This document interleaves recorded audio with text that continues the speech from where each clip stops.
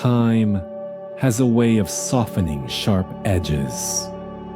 What in one moment feels like chaos, betrayal, or grief, in the centuries that follow, becomes story, symbol, even myth.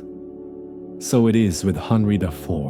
When you step away from the crowded, noisy Paris of 1610 and let the centuries pass like clouds drifting across the sky, Henri becomes more than the flesh and blood king stabbed in his carriage. He becomes the Béarnais, the good king, the one France looks back to whenever it dreams of unity and tolerance. For the French of the 17th century, Henri was a memory of peace, in an age that often slipped back into conflict, as his widow, Marie de Medici, ruled as regent, and their son, Louis XIII, grew into his crown. People muttered, if only Henri were still alive, things would be different. His ghost haunted politics, every failure of the present compared against the imagined stability of the past. By the 18th century, in the salons of Enlightenment thinkers, Henri IV was remembered as the king who put reason above fanaticism, the one who could laugh and love, who could bridge divides between Catholic and Protestant. Voltaire himself held him up as an ideal. In his epic poem, La Henriade, he painted Henri as a hero of tolerance and humanity, almost a philosopher in armor, a king who embodied everything France should be. Of course, Voltaire's Henri is not the same as the real Henri, who wrestled with debts, lovers, and messy compromises. But memory does not aim for accuracy, it aims for usefulness. Henri became a tool, a story to be wielded, a reminder that kings could be both mighty and merciful. In the 19th century, under Napoleon and beyond, Henry's face and legend appeared everywhere. Statues of him rose in Paris, one of the first kings to be honored in bronze for all to see. His image stood not as a reminder of dynasty, but of nationhood.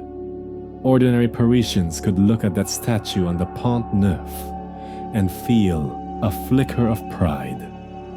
Henri was theirs. Quirky detail. In the 1800s, Parisians had a habit of rubbing the bronze horse of Henry's statue for good luck, especially students before exams.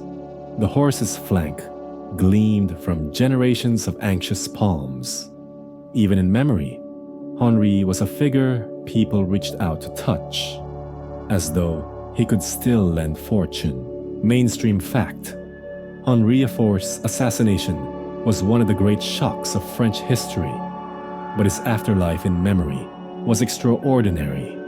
He became one of the few monarchs remembered with genuine affection across classes. His name was invoked during revolutions, reforms, and crises, always as a symbol of unity, pragmatism, and humanity. Scholarly debate. Historians today still puzzle over Henri's legacy. Was he truly the tolerant, pragmatic, good King Henri celebrated in later centuries?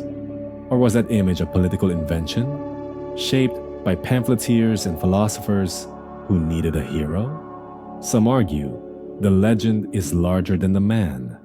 Others insist the warmth of popular memory could not have survived without genuine roots in reality. And here's where you sit, centuries later, thinking of him. A king born in Béarn, raised among wars of religion, who converted, compromised, and yet still commanded affection. A king who was cut down on a crowded Paris street in a carriage that could not escape its own traffic jam. And yet, he endures, not just in statues or dusty tomes, but in the French saying that still calls him Le Bon Roi Henri, the good king, a phrase uttered with a hint of nostalgia, a sigh for a ruler who seemed to embody what was possible in the midst of chaos. Peace, laughter, and a chicken in every pot. The echoes of Henry's life and death still ripple through time, through centuries of bloodshed, revolution, empire, and republic. His figure surfaces again and again, a reminder that kings can be remembered not only for conquest or cruelty, but for kindness and compromise. And so, as history drifts onward, the voice of Paris in 1610 still whispers. The crowds may be gone, the candlelit vigils long since extinguished, but the memory remains. Henri rides still, not in a carriage down Rue de la Ferronnerie, but in the imagination of France. The king is dead. The king is remembered. The king echoes, still. And now, as the echoes of Henry's story fade, it's time to let go of the past and settle into calm. You've walked the crowded streets of Paris in 1610. You've heard the rattle of carriage wheels, the shouts of startled crowds, the terrible gasp as a king fell. You felt the sorrow of a city plunged into mourning, and you've watched how memory reshaped him. Henri, the man becoming Henri, the legend. But here, in the quiet of your own room, all of that softens. The streets empty, the candles burn low, the echoes of hooves and voices dissolve into silence. What remains is a sense of continuity. Lives begin, lives end, but memory carries forward. Henry's laughter, his compromises, his struggles, his final breath, all are part of the great tapestry of human history. And like every tapestry, it has both dark threads and golden ones. So let yourself rest with that thought, that even in the sharpest tragedies, humanity finds ways to remember light, to carry it onward, to turn pain into story, and story into meaning. Take a slow breath. Let your shoulders ease. Feel the weight of the day drift away, the way centuries drift past in history's long river. Henry IV's Paris fades into the distance. The cobbled streets smooth into mist. The noise quiets into stillness. All that's left is peace. The kind of peace Henri himself longed to give his people. You are safe. You are calm. You are part of the same great, winding story. And tonight, you can let it pause here, at a moment of rest. Close your eyes. Drift gently. Dream of rivers, of bridges, of voices fading into song. Sleep well, sweet dreams. Hey guys, tonight we are stepping into Paris in the spring of 1610. Imagine it. Cobblestone streets echo with the clop of hooves. Merchants shout out fresh wares in nasal accents. And the Seine rolls by with the lazy confidence of a city that thinks it's eternal. There's the smell of bread rising from bakeries tucked under crooked wooden beams. The tang of horse dung blending with roasting chestnuts. And everywhere you turn, someone's got gossip about the king. The whole place is a stage, and you're about to wander right into it. You probably won't survive this, but hey, at least it'll make a good bedtime story. So, before you get comfortable, take a moment to like the video and subscribe, but only if you genuinely enjoy what I do here. And while you're at it, drop a comment with your location and local time. I love seeing where everyone's tuning in from. Now, dim the lights, maybe turn on a fan for that soft background hum, and let's ease into tonight's journey together. The year is 1610, and Paris feels like it's holding its breath. The chill of winter has finally lifted, and spring sunlight bathes the city in a pale golden wash. You stroll along the Seine, dodging carts overloaded with hay and the occasional stray pig that somehow always manages to find its way into the busiest street. Parisians in doublets and starched ruffs move briskly, their chatter rising above the din of hammering from a nearby blacksmith's stall. Above, laundry flutters between crooked houses that lean over the streets as if gossiping themselves. And then there's the looming figure that seems to hover over every thought, every conversation. King Henri IV. Some adore him, some despise him, but everyone talks about him. The man is a living contradiction, half saint and half sinner, depending on who you ask. But for now, he's just part of the spring air, like the bells tolling from Notre-Dame, or the perfume drifting from stalls selling roses. You can almost feel the energy bubbling under the surface. The markets along the Pont Neuf are alive, bursting with booksellers, jugglers, pickpockets, and tooth pullers, promising instant relief. A drummer sets up near a tavern door, banging out a rhythm that makes children dance, while their parents pretend not to smile. Quirky detail time. The Pont Neuf wasn't just a bridge. It was basically the city's first shopping mall, a catwalk of theater and trade, where you could grab a pamphlet, a pie, and a promise of eternal salvation, all in one afternoon. And while the people carry on with laughter and haggling, there's a hum of unease. Rumors of plots against the king weave through the air like smoke from chimney stacks. The wars of religion that tore France apart aren't so distant. Their scars still tender under the skin of this city. Some whisper that Henri's efforts at peace won't last. Historians still argue whether Paris in 1610 was more hopeful or more fearful. But walking through it, you feel both at once. Up near the Louvre Palace, guards in polished breastplates march with stiff precision. The palace itself, not yet the sprawling museum you'd recognize today, feels more like a fortress, its thick walls watching over the restless city. Inside, Henri prepares for the day, restless as always, full of plans that stretch from his bedchamber all the way across Europe. But you don't get to peek inside yet. You're still outside, blending with the crowd, listening to gossip about his mistresses, his debts, his wars, and the way he can't seem to stay put for long.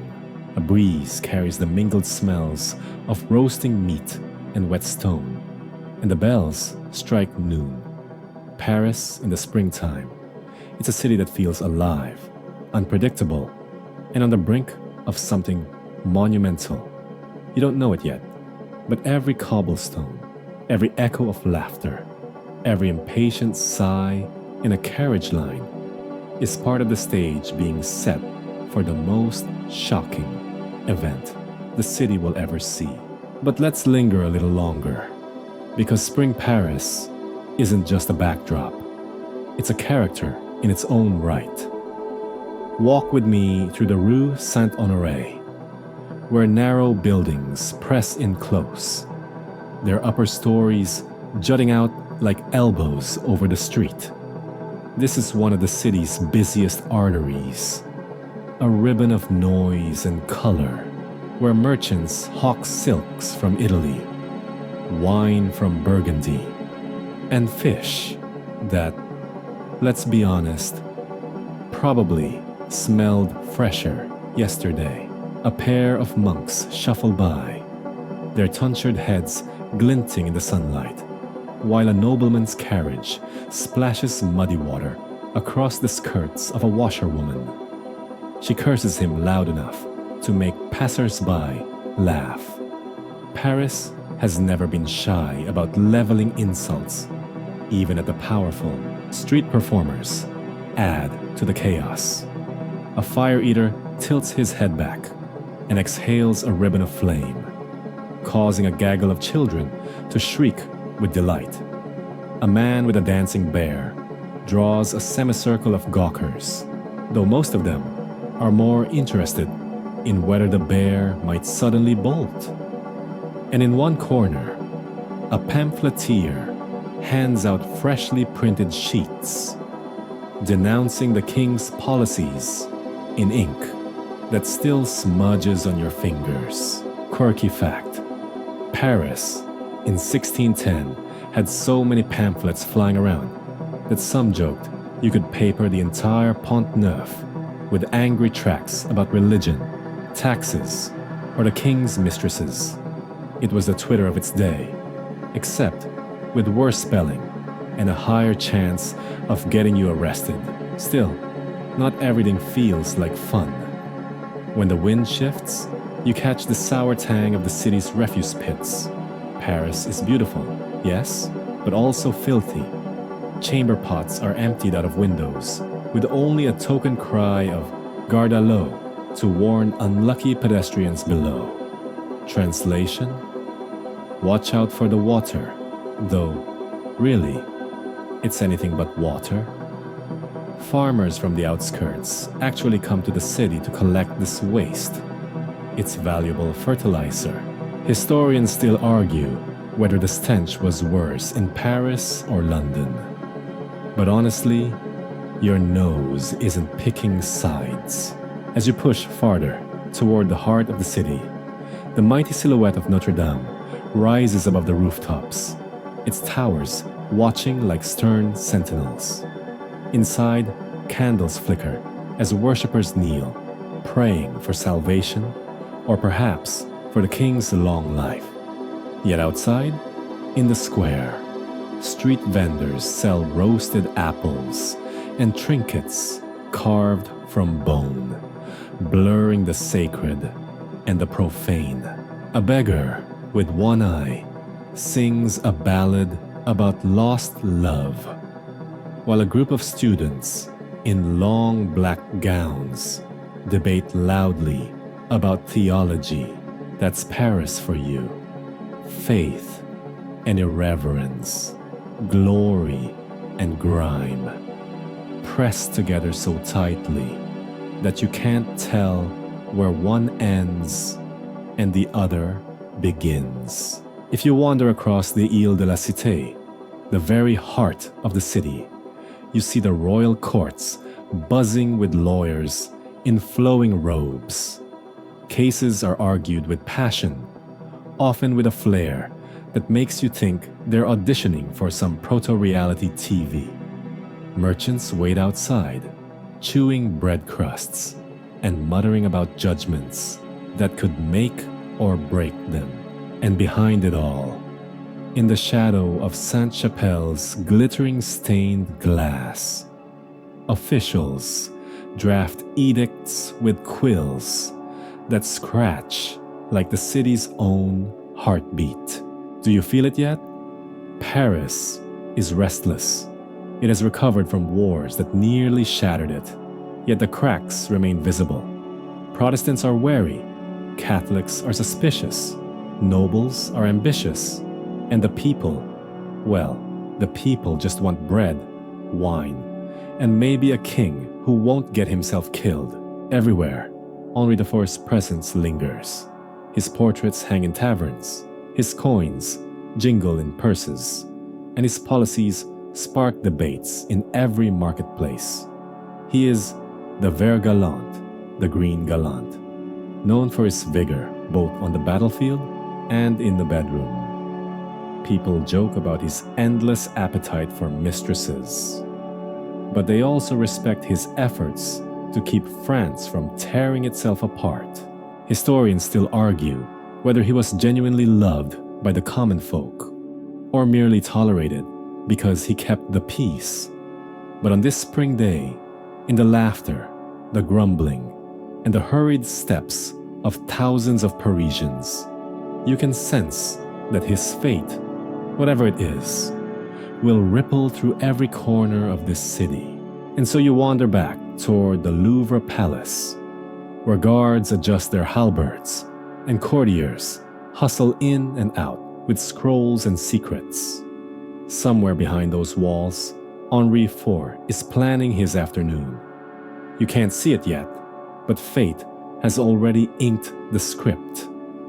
For now, though, Paris stretches around you, noisy and alive, caught between sunshine and shadow, between joy and dread. You breathe in one last lungful of spring air, rich with hope and rot, and let the city imprint itself on your senses. Because soon, very soon, this ordinary spring day will become anything but ordinary. You've walked the streets of Paris, breathed in the mix of spring air, smoke, and sewage, and felt the buzz of a city that can't decide whether it loves or hates its king. Now let's turn our gaze straight at the man himself, Henri IV, King of France, a monarch of contradictions if ever there was one. He's the kind of character who would break the casting rules in a modern drama. Part gallant hero, part scandalous rogue, part weary statesman, and part boisterous country squire, who somehow ended up on the French throne. When people talk about Henri IV in 1610, they rarely agree on what kind of man he is. To some, he's Henri the Great, the king who finally brought peace after decades of bloody religious wars. To others, he's a sellout, a man who betrayed his Protestant roots for the crown. And to more than a few, he's simply a walking soap opera, a monarch with too many appetites for food, women, and adventure to ever sit still and behave. Start with his face. You wouldn't mistake him for a polished Renaissance prince. No, Henry's features are rugged. A broad forehead, mischievous eyes, and that famously pointed beard that gave him an air of both wisdom and mischief. Contemporary accounts describe his look as somewhere between charming farmer and roguish knight. He's got a kind of weathered handsomeness that comes not from lounging in palaces, but from riding across muddy battlefields. His voice, warm, direct, with a Gascon accent that never quite faded, even after years in Paris. Imagine the French king sounding like a provincial cousin who just wandered into court. That was Henri. And oh, his manners.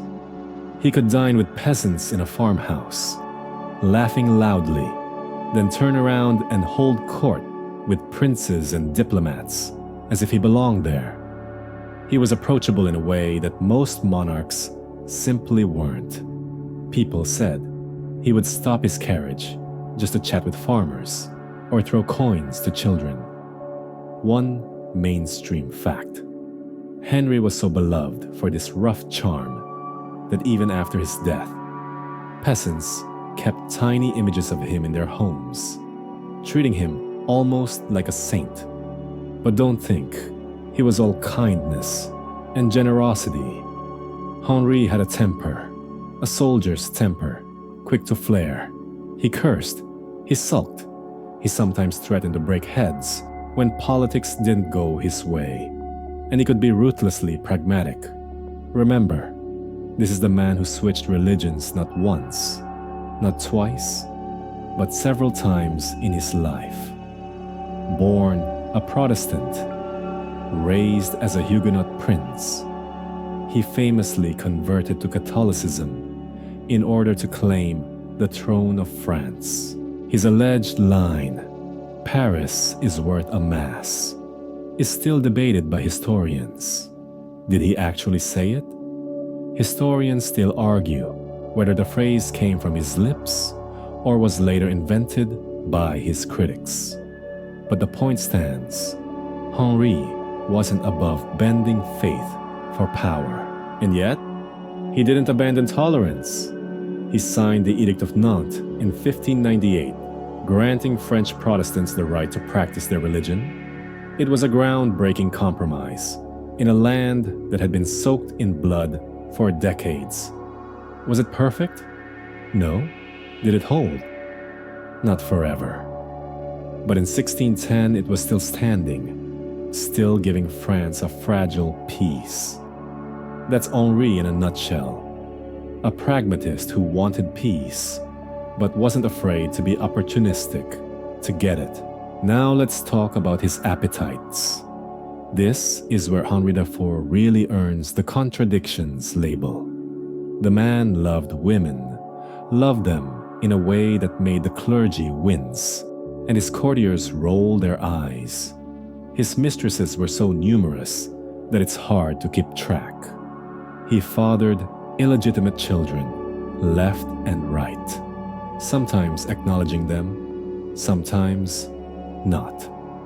His official queen, Marie de Medici, often felt sidelined, more like a business arrangement than a love match. And yet, Henri also had genuine, passionate attachments. He wrote tender letters to his favorites, often gushing like a lovesick teenager despite being well into middle age. Quirky detail. Henri once tried to woo a mistress by promising her he would give up garlic, which he loved so much that his breath was practically a national scandal. Apparently, she refused. She liked him as he was. So yes, the King of France was sometimes remembered as the man with the garlic breath. Still, these passions made him human to many of his subjects. They didn't see him as a cold, untouchable ruler, but as a man of flesh and blood, with flaws as big as his crown. The nobility might have sneered at his peasant tastes, but ordinary Parisians felt like he was closer to them than most kings had ever been. Yet this same accessibility made him vulnerable. He was a king who moved around in public, who rode through the streets without an army of guards, who wanted to be seen by his people. That openness, so endearing, would also be his undoing. Let's linger on Henri at court for a moment. Picture him striding through the Louvre palace halls, his boots scuffing the polished floors, his voice booming as he greets ambassadors with easy familiarity, while other kings cloak themselves in ritual and distance. Henri preferred a bit of chaos. He joked with servants, tossed coins to musicians, and sometimes slipped away from dull ceremonies to hunt or flirt. His court was colorful, alive, and not always orderly. Some nobles complained that he cheapened the monarchy by being too casual. Others whispered that his informality was his greatest weapon. It disarmed his enemies, kept them guessing. And Henri was ambitious. Behind the laughter, the love affairs, and the garlic, there was a mind always turning toward bigger schemes. He dreamed of reshaping Europe, of breaking Habsburg power, of creating something like a pan-European balance of states. Was he a visionary? Or was it just idle boasting at court banquets? Historians still argue whether Henri truly had a coherent, grand design for Europe, or if his ambitions were simply improvised fantasies of a restless king. What's certain is that by 1610, Henri was both admired and despised, loved for his humanity, hated for his compromises. A man who could sit down with a farmer and still plot the overthrow of empires. That contradiction is what made him magnetic and dangerous. So here he is, Henri IV, the king of contradictions, peasant and prince, Protestant and Catholic, lover and warrior, generous and ruthless. He's the center of every whisper in Paris, the man everyone is watching, the man whose fate is about to tilt the entire balance of France and Europe. And as you picture him leaning out of his carriage to wave at commoners, laughing too loud at his own jokes, and sneaking letters to his mistresses between councils of war, you sense the tragic irony. This openness, this messy humanity, is exactly what makes him beloved, and exactly what will soon leave him exposed. You've seen the city, you've met the man, now you need to know where he came from. Henri IV doesn't just stroll onto the throne like a pampered heir. No, his entire life before Paris in 1610 is carved from blood, betrayal, and battlefields. If Henri is a king of contradictions, it's because he spent his first 50 years juggling identities, religions, and alliances just to survive. His story is basically one long, how is this guy not dead yet? Highlight reel. Let's roll back the clock.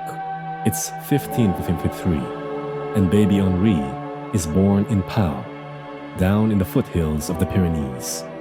This isn't Parisian silk and marble. This is Gascony, rough country, where people chew garlic like candy and drink wine strong enough to knock out a horse. Henri grows up tough, hunting, riding, speaking the local dialect, and absorbing the swagger of a provincial nobleman. Even as king later, he never quite loses that swagger. He's more at home on horseback than in a throne room. But here's the twist. Henri is born into a France tearing itself apart. Catholics versus Protestants, the French wars of religion. 8 separate wars between 1562 and 1598, each one nastier than the last. Imagine a civil war that drags on for decades, mixing faith with politics, swords with sermons. You're basically flipping a coin every time you meet someone new. Will they offer you bread, or will they try to burn your house down in the name of God? That's the France Henri grows up in. Henri's family, complicated. His mother, Jeanne d'Albret, is a fierce Protestant queen of Navarre. His father, Antoine de Bourbon, is Catholic, but opportunistic enough to switch allegiances when it suits him. So Henri is raised Protestant, at least officially. But from the beginning, his identity is fluid. He's got one foot in the Huguenot camp and another in the Catholic court. Historians still argue whether his early faith was heartfelt or simply inherited circumstance. What's certain is that he learns early how to play both sides without getting himself killed. By his teens, Henri is already a soldier. He fights alongside Protestant forces, charging into battles with the reckless confidence of youth. He learns how to sleep under the stars, eat hard bread, and lead men who are twice his age. Quirky detail. Henri was known for eating and drinking like a common soldier, never demanding luxury on campaign. He'd chow down on onions, garlic, and coarse bread, which earned him both loyalty from his troops and the eternal despair of anyone who had to share a tent with him. Now, one of the most defining moments of Henri's early life comes in 1572, the St. Bartholomew's Day massacre. Paris explodes in bloodshed. Thousands of Protestants are slaughtered in the streets by Catholic mobs. Henri, who happens to be in Paris for his politically arranged marriage to Margaret of Valois, yes, that Margot, narrowly escapes death. How? He agrees to convert to Catholicism on the spot. It's survival over principle. Historians still debate whether Henri's conversion in that moment was sincere or just sheer terror. Either way, it works. He lives. But the memory of those days never leaves him. He's always aware of how fragile life and faith are in a divided France. Fast forward. By the 1580s, Henri has clawed his way into leadership of the Protestant faction. The wars rage on, and he proves himself not just brave, but politically savvy. He's willing to negotiate, to strike alliances, to wait for his moment. And when the Valois dynasty falters, when King Henri III dies without an heir in 1589, suddenly, Henri of Navarre is next in line for the throne of France. A Protestant king in a Catholic country. Cue dramatic organ music. The Catholic League, backed by Spain, refuses to accept him. The wars flare up again, now with Henri at the center. He fights battle after battle. Arques, Évry, sieges across Normandy. At Ivry in 1590, he rallies his troops with the cry, "Follow my white plume." His plume, a big, flashy feather in his helmet, becomes a symbol of courage. Soldiers adore him for it. He leads from the front, riding into danger, laughing off cannon fire. He's reckless, but his charisma turns the tide more than once. Yet France is exhausted. Years of war have left fields burned, villages emptied, and entire generations scarred. Henri realizes that to truly rule, he can't keep fighting forever. And so, in 1593, he makes the most pragmatic move of his life. He converts to Catholicism. Again. Was it cynical? Was it sincere? Historians still argue whether Henri's conversion was an act of faith or simply the price of wearing the crown. Either way, by 1594, he's crowned King of France in Chartres, since Paris is still too dangerous at that moment. Here's the key turning point: the Edict of Nantes in 1598. After decades of bloodshed, Henri issues a decree that gives Protestants limited rights to worship, hold office, and fortify certain towns. It doesn't solve everything, but it's a game changer. It brings peace, or at least something resembling peace, to France. For the first time in a generation, people can look forward to planting crops without worrying that an army will march through and trample them by harvest. Mainstream fact. The Edict of Nantes is considered one of the first major acts of religious toleration in Europe. Not complete freedom, but enough to stop the endless cycle of massacres and retribution. For ordinary French families, it's a chance to breathe. Henri becomes the peacemaker king, the one who heals the wounds of France. But don't picture him as a saintly mediator sitting in candlelit chambers. No, Henri is still Henri. Earthy, impulsive, passionate, He just happens to be the man who finally realizes that peace is more profitable than war. He starts rebuilding roads, encouraging trade, lowering taxes on peasants, and generally making life a little easier for the ordinary Frenchman. Quirky tidbit. Henri once said he wanted every peasant in France to have a chicken in the pot every Sunday. Whether he actually said it is debated, but the phrase stuck. Even centuries later, French politicians invoke the chicken in the pot as shorthand for prosperity. Imagine your slogan living on for 400 years. That's Henry's PR win. But peace doesn't mean comfort. By 1610, France is stable, but it's also restless. Henry has ambitions beyond just keeping the peace. He wants to reshape Europe, challenge the Habsburgs, maybe even launch a grand coalition of states. That's for later. For now, the important thing is this. Henri IV takes France from endless war to something like peace. Think about it. Born in a world of civil war, nearly butchered in Paris, hardened in battle, crowned by compromise, and finally, the author of Toleration. From war to peace, Henri's journey is a constant balancing act between survival and vision.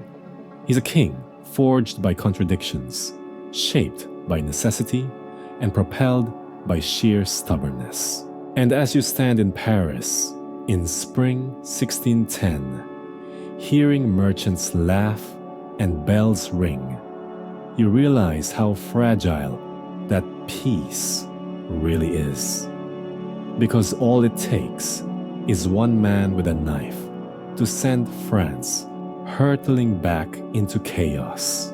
The city bustles, the king charms, the peace holds, for now. But Henri IV is not a man built to sit quietly on a throne, polishing his crown and admiring his chickens in pots slogan. No, Henry's mind fizzes with plans that stretch beyond France's borders. He has tasted war, brokered peace, and now his restless spirit starts dreaming of something bigger.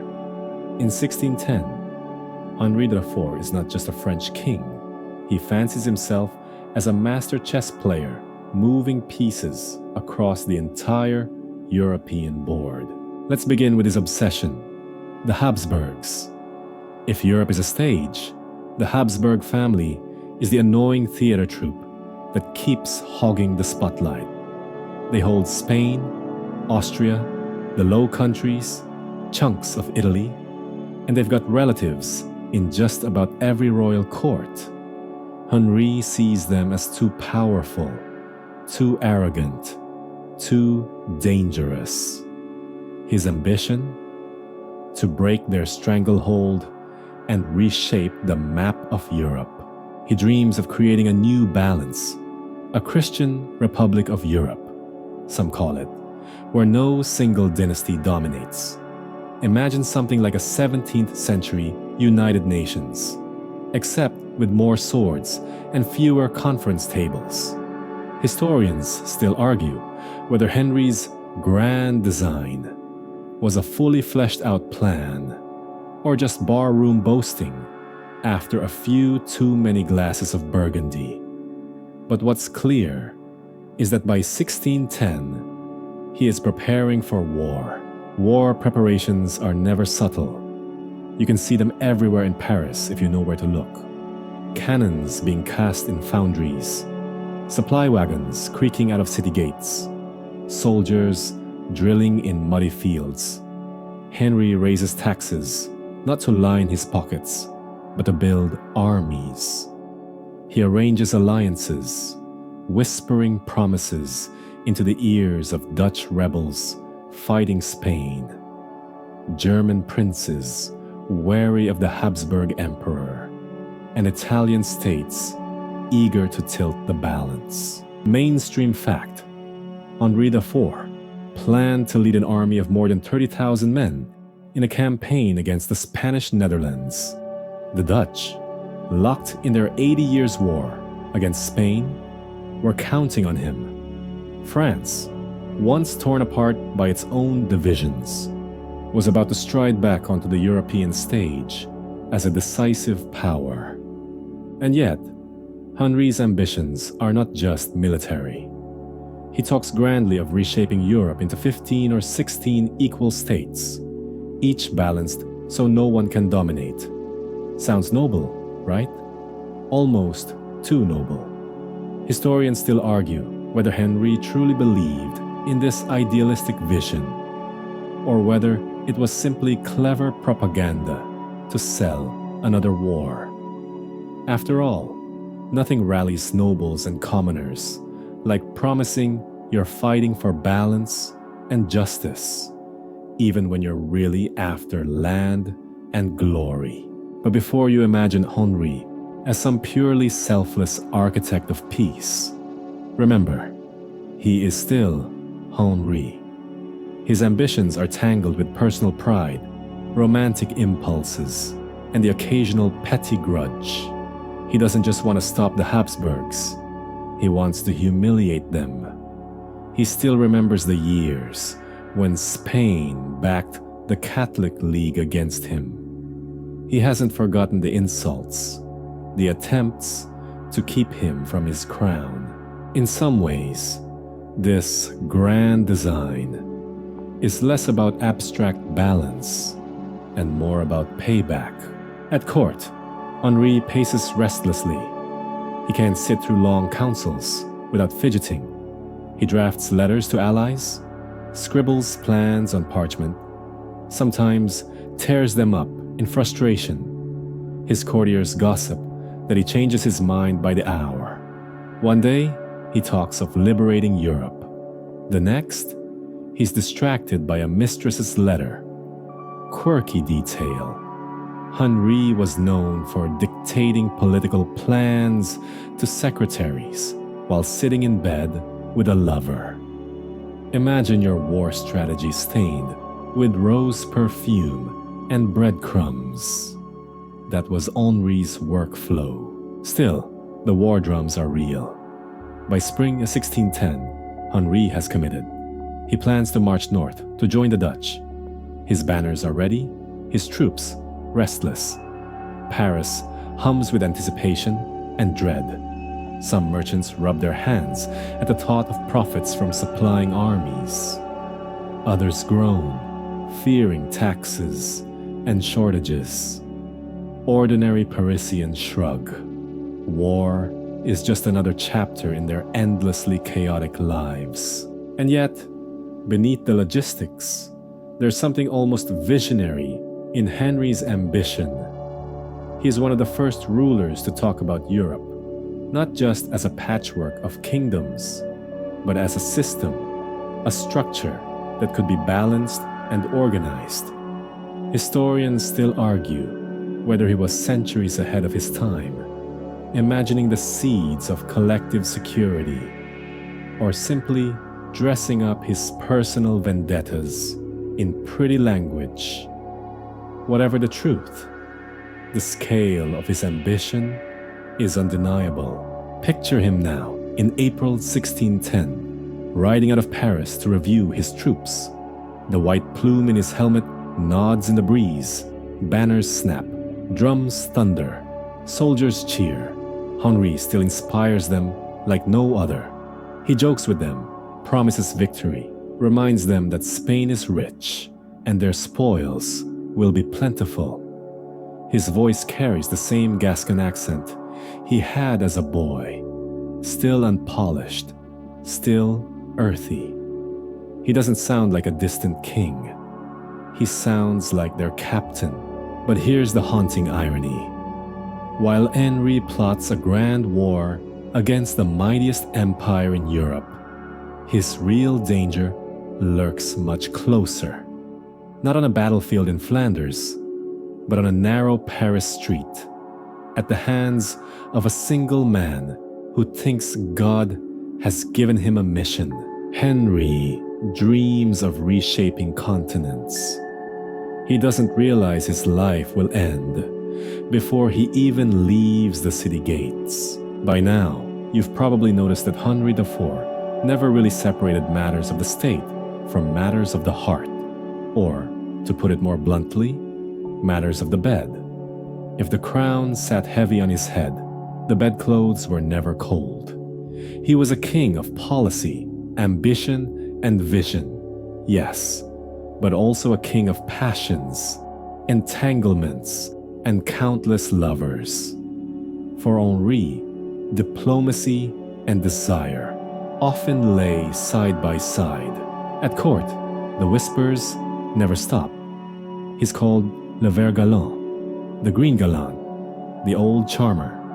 It's both affectionate and exasperated, a nickname given to a man who in his 50s is still chasing women with the energy of a 20-year-old soldier. His reputation precedes him everywhere he goes. Courtiers joke that he spends as much time strategizing over love letters as he does over battle plans. Sometimes, it isn't a joke. The thing is, Henri isn't discreet. He doesn't hide his mistresses in shadowy chambers or country estates. He parades them openly, elevating some to noble rank, showering them with jewels, arranging marriages for their children. He has mistresses who become near institutional at court, wielding influence in politics and patronage. He writes letters that are half love note, half policy directive, as if wooing and ruling are one continuous activity. Quirky fact: one of his mistresses, Gabrielle d'Estrées, was painted in a famous portrait pinching the nipple of her sister while both sat naked in a bath. The symbolism, fertility, intimacy, and whispered secrets is not exactly subtle. When Gabrielle was alive, Henri had treated her almost like a queen, and many believed he planned to marry her outright. But Gabrielle died suddenly in 1599, heavily pregnant, her death clouded by rumors of poison. Henri was devastated, but not deterred from continuing his pattern. Now, here's the tension. Henri is a king, and kings need legitimate heirs. Mistresses are entertaining, beloved, and sometimes politically useful, but only marriage can secure the dynasty. His marriage to Marguerite de Valois, remember, Queen Margot, was childless and disastrous, mostly spent apart, punctuated by scandals and accusations of infidelity on both sides. By 1599, Henri had the marriage annulled. That cleared the way for him to wed Marie de Medici in 1600, niece of the Grand Duke of Tuscany. This was a dynastic match, a blend of Italian wealth, political alliance, and royal necessity. Marie was not exactly his romantic passion. She was more like the practical solution. But she brought a colossal dowry of 600,000 crowns, enough to ease Henri's finances and fund some of his grand ambitions. More importantly, she gave him what no mistress could: legitimate heirs. And the heirs she gave in abundance. Their first child, the future Louis XIII, was born in 1601, followed by a royal nursery that filled quickly: Elizabeth, future Queen of Spain; Christine, future Duchess of Savoy, and more. Henri doted on his children, playing with them, visiting their rooms, showing an unusual tenderness for a monarch. But while he warmed to his role as father, his fidelity to Marie was non-existent. The queen, for her part, endured it. She had little choice. She was queen, but Henri's lovers still swirled around the court, sometimes snickering at her Italian accent, sometimes flaunting their jewelry, and gowns as if competing with her. Marie grew resentful, jealous, but politically cautious. She held her temper as long as she could, focusing on her children and building alliances for the day when her position would be tested. Mainstream fact: by 1610, Henri IV had fathered at least 11 recognized illegitimate children by multiple mistresses, and likely more unacknowledged. Several of these children were given noble titles and positions at court. His family tree, to put it mildly, was sprawling and chaotic. And yet, despite the chaos, Henri had a kind of charm that made his lovers forgive him, his courtiers tolerate him, and even his queen endure him. He was earthy, approachable, and never pretended to be what he wasn't. One could almost believe his mistresses loved him as much for his personality as for his power. Almost. But here lies the contradiction. Henri could preach peace, plan the reshaping of Europe, pose as the philosopher king who dreams of balance and harmony, and then spend his evenings chasing flirtations and fathering more children. His enemies mocked him as undisciplined, too ruled by lust. His supporters argued that his passions were simply part of his vitality, the same energy that made him a fearless soldier and a visionary king. And oddly enough, Henri's romantic entanglements sometimes fed directly into politics. His marriage to Marie gave France financial stability and an heir. His liaisons with noble women tied him to powerful families who might otherwise have been rivals. Even his grief for Gabrielle d'Estrées softened his public image, showing him as a man who could love deeply, not just a cynical monarch. Still, the gossip never ended. Satirical poems, ribald songs, mocking pamphlets, they all painted Henri as a king more concerned with satin sheets than parchment decrees. The image of le ver Gallant stuck, and it has never really faded. Now picture Paris in 1610 again. On the surface, the city is alive with military preparation for Henri's grand European campaign. But behind palace walls, the queen fumes at her husband's latest affair. Courtiers maneuver for influence through mistresses, and the king himself divides his hours between councils of war and private chambers filled with perfume and laughter. It is this mix, crown and bed, policy and passion, that defines Henri IV as much as any battle or treaty. His reign is a reminder that monarchs are not marble statues.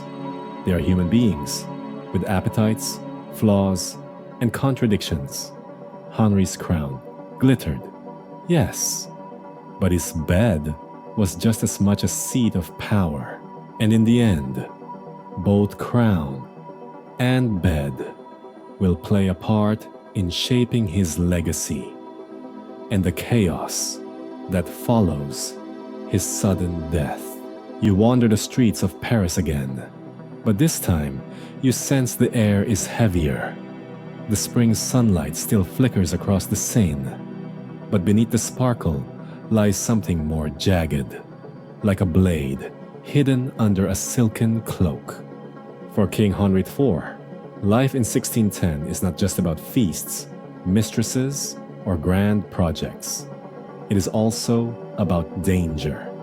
Enemies gather in the shadows, muttering prayers that sound like curses, plotting with daggers tucked into sleeves, waiting for the moment to strike. It's a strange paradox. You live in one of the most exciting capitals of Europe, bustling with trade, theater, and political gossip. But you also know that people vanish overnight, that whispers can cost lives.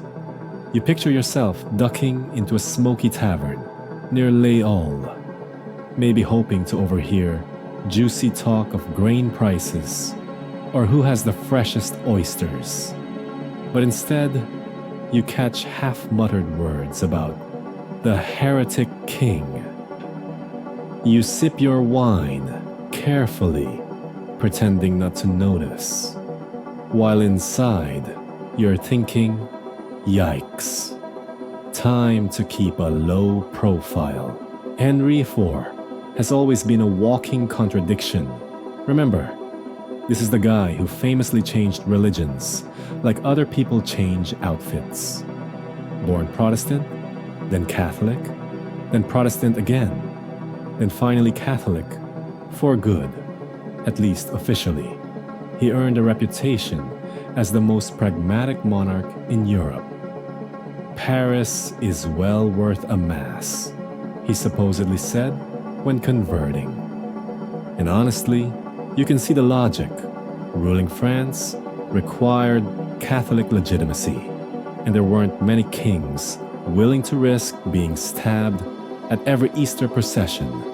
But still, this pragmatic switch made him enemies, both the zealots who thought he betrayed the Reformed faith and the Catholic extremists who never trusted his conversion.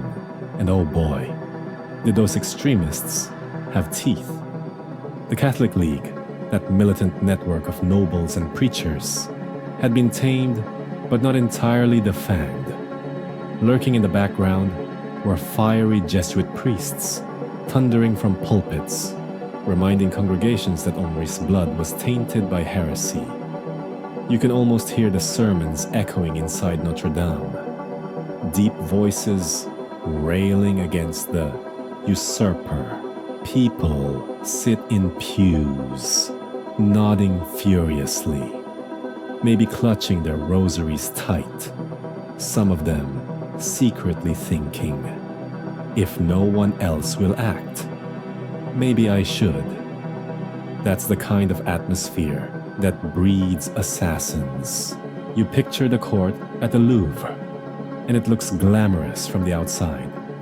Gleaming armor, silken gowns, music wafting from hidden chambers. But if you linger by the tapestries, you notice the whispers. Ambassadors whispering about Spain's irritation. Nobles whispering about their lost privileges. Priests whispering about divine judgment. Unquirky little detail. Parisian pamphlet makers were making a killing during these years, churning out fiery tracts against the king. Cheap, disposable broadsheets sold for a few sous at markets. Imagine tabloids, but instead of celebrities, the headlines scream, "The Tyrant King," or "A Wolf in Sheep's Clothing." Sometimes they even included woodcut cartoons of Henri with devil horns. Talk about 17th century clickbait. Now, if you walk past the Louvre gates and eavesdrop on the guards, you might overhear mutterings about assassination attempts. And they're not exaggerating. Henri had survived several. One assassin had even tried to stab him in the street years earlier, and another fired a shot that missed. Historians still argue whether Henri grew numb to these attempts, whether he shrugged them off with gallows humor, or whether, deep down, he lived with constant dread. Either way, the risks were real, and everyone knew it. Still, Henri wasn't exactly careful. He often insisted on traveling through Paris in an open carriage with only a modest guard. Part of it was bravado. He wanted to be seen as approachable, a king of the people. Part of it was sheer stubbornness. "If they want to kill me, they'll find a way," he once remarked. Bold, sure, but also not the most survival-oriented mindset. You probably wouldn't choose that strategy if you were the most hated man by fanatics in Europe.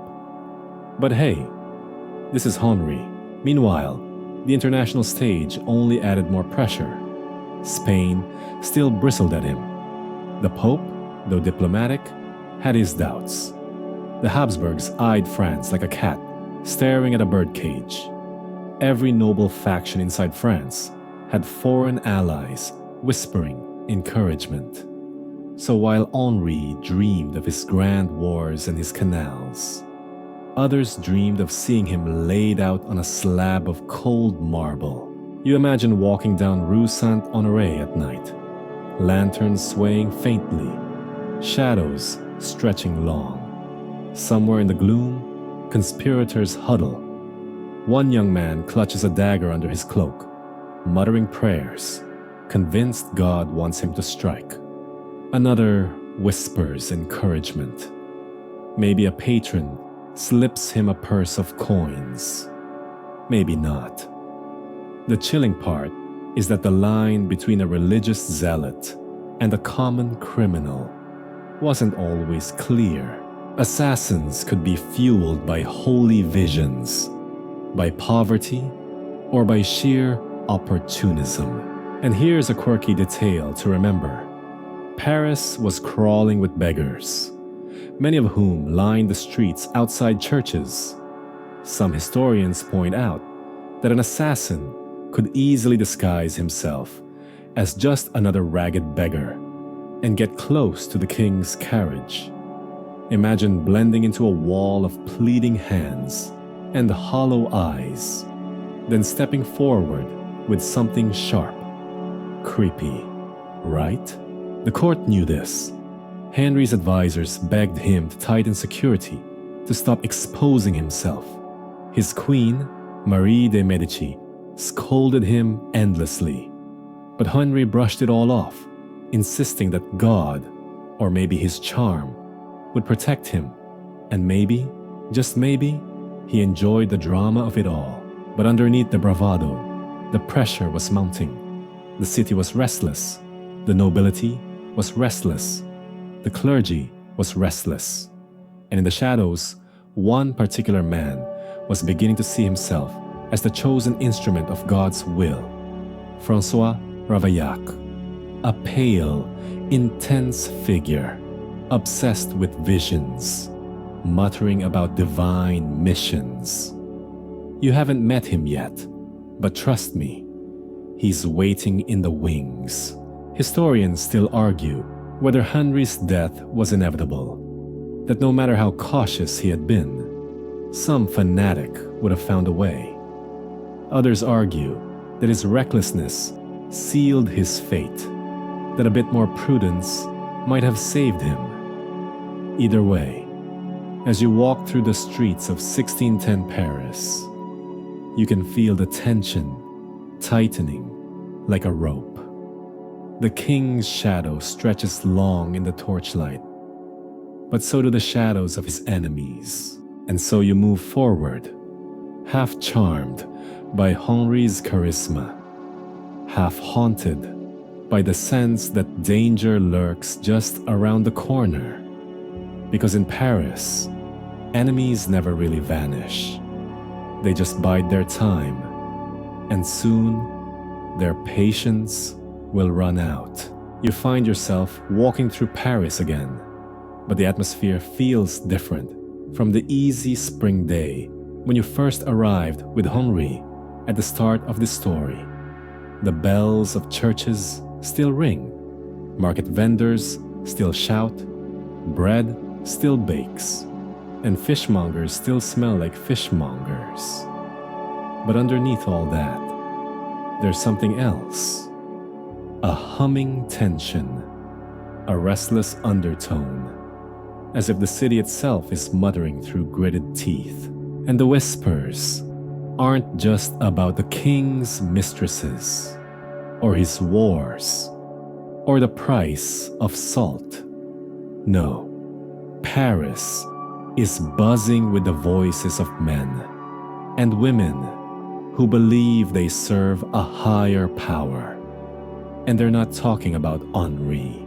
These are the Catholic zealots, the ultras, the ones who refuse to forgive Henri for converting and reconverting, for balancing peace between Catholics and Protestants, for daring to imagine that France might belong to more than one creed.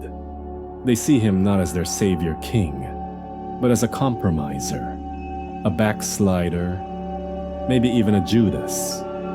And they're angry enough to sharpen knives about it. You hear them first, not in official places, but in shadows, back alleys, candlelit taverns, smoky chapels.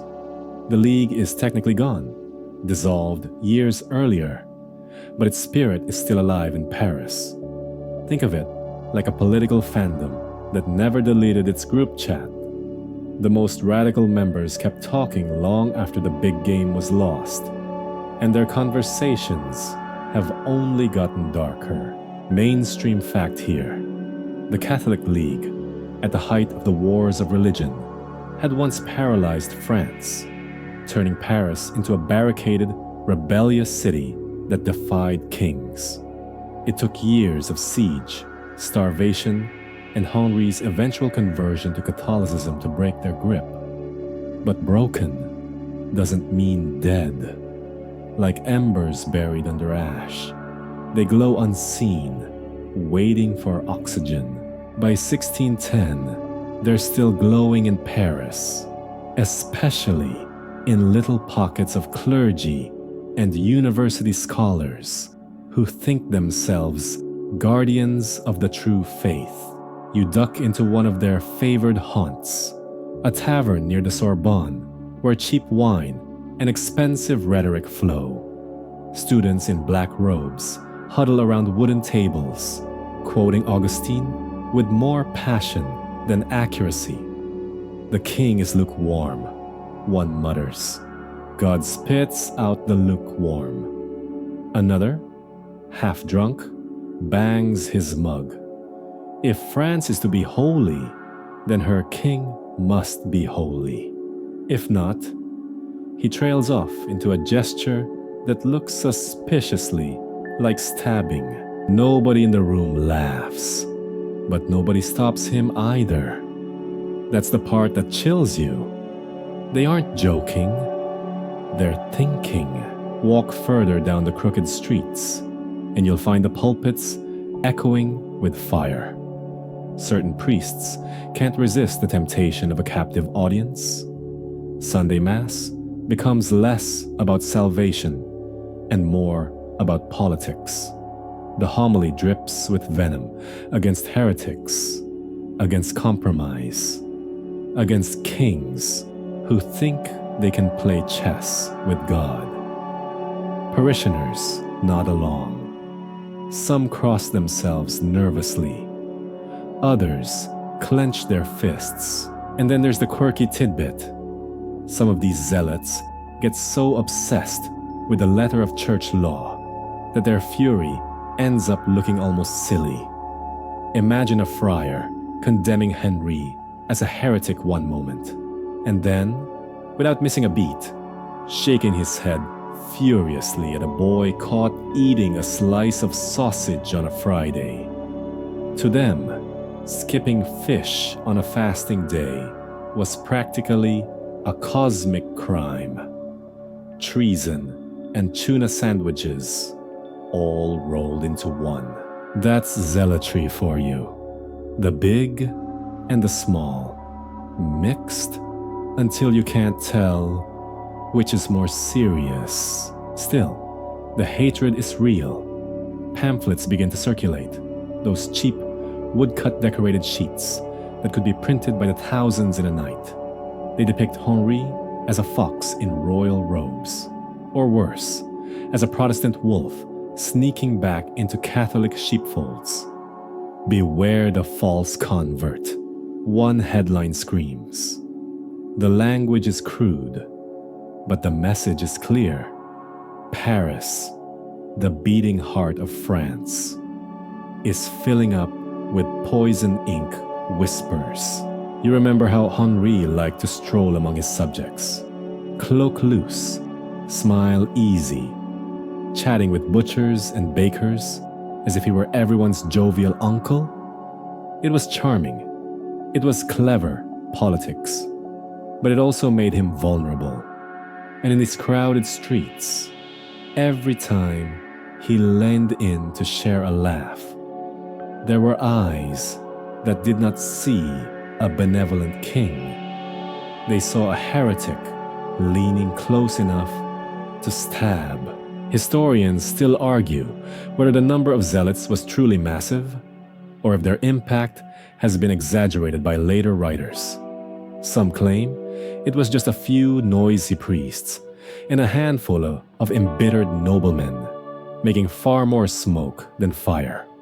Others insist the movement was vast, a shadow army of believers, ready to rise up if only someone gave the signal.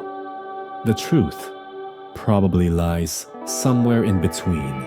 But from where you're standing, in this narrow street that smells of tallow candles, stale beer, and damp stone, it feels like every shadow hides a zealot, and every whispered prayer might turn into a curse.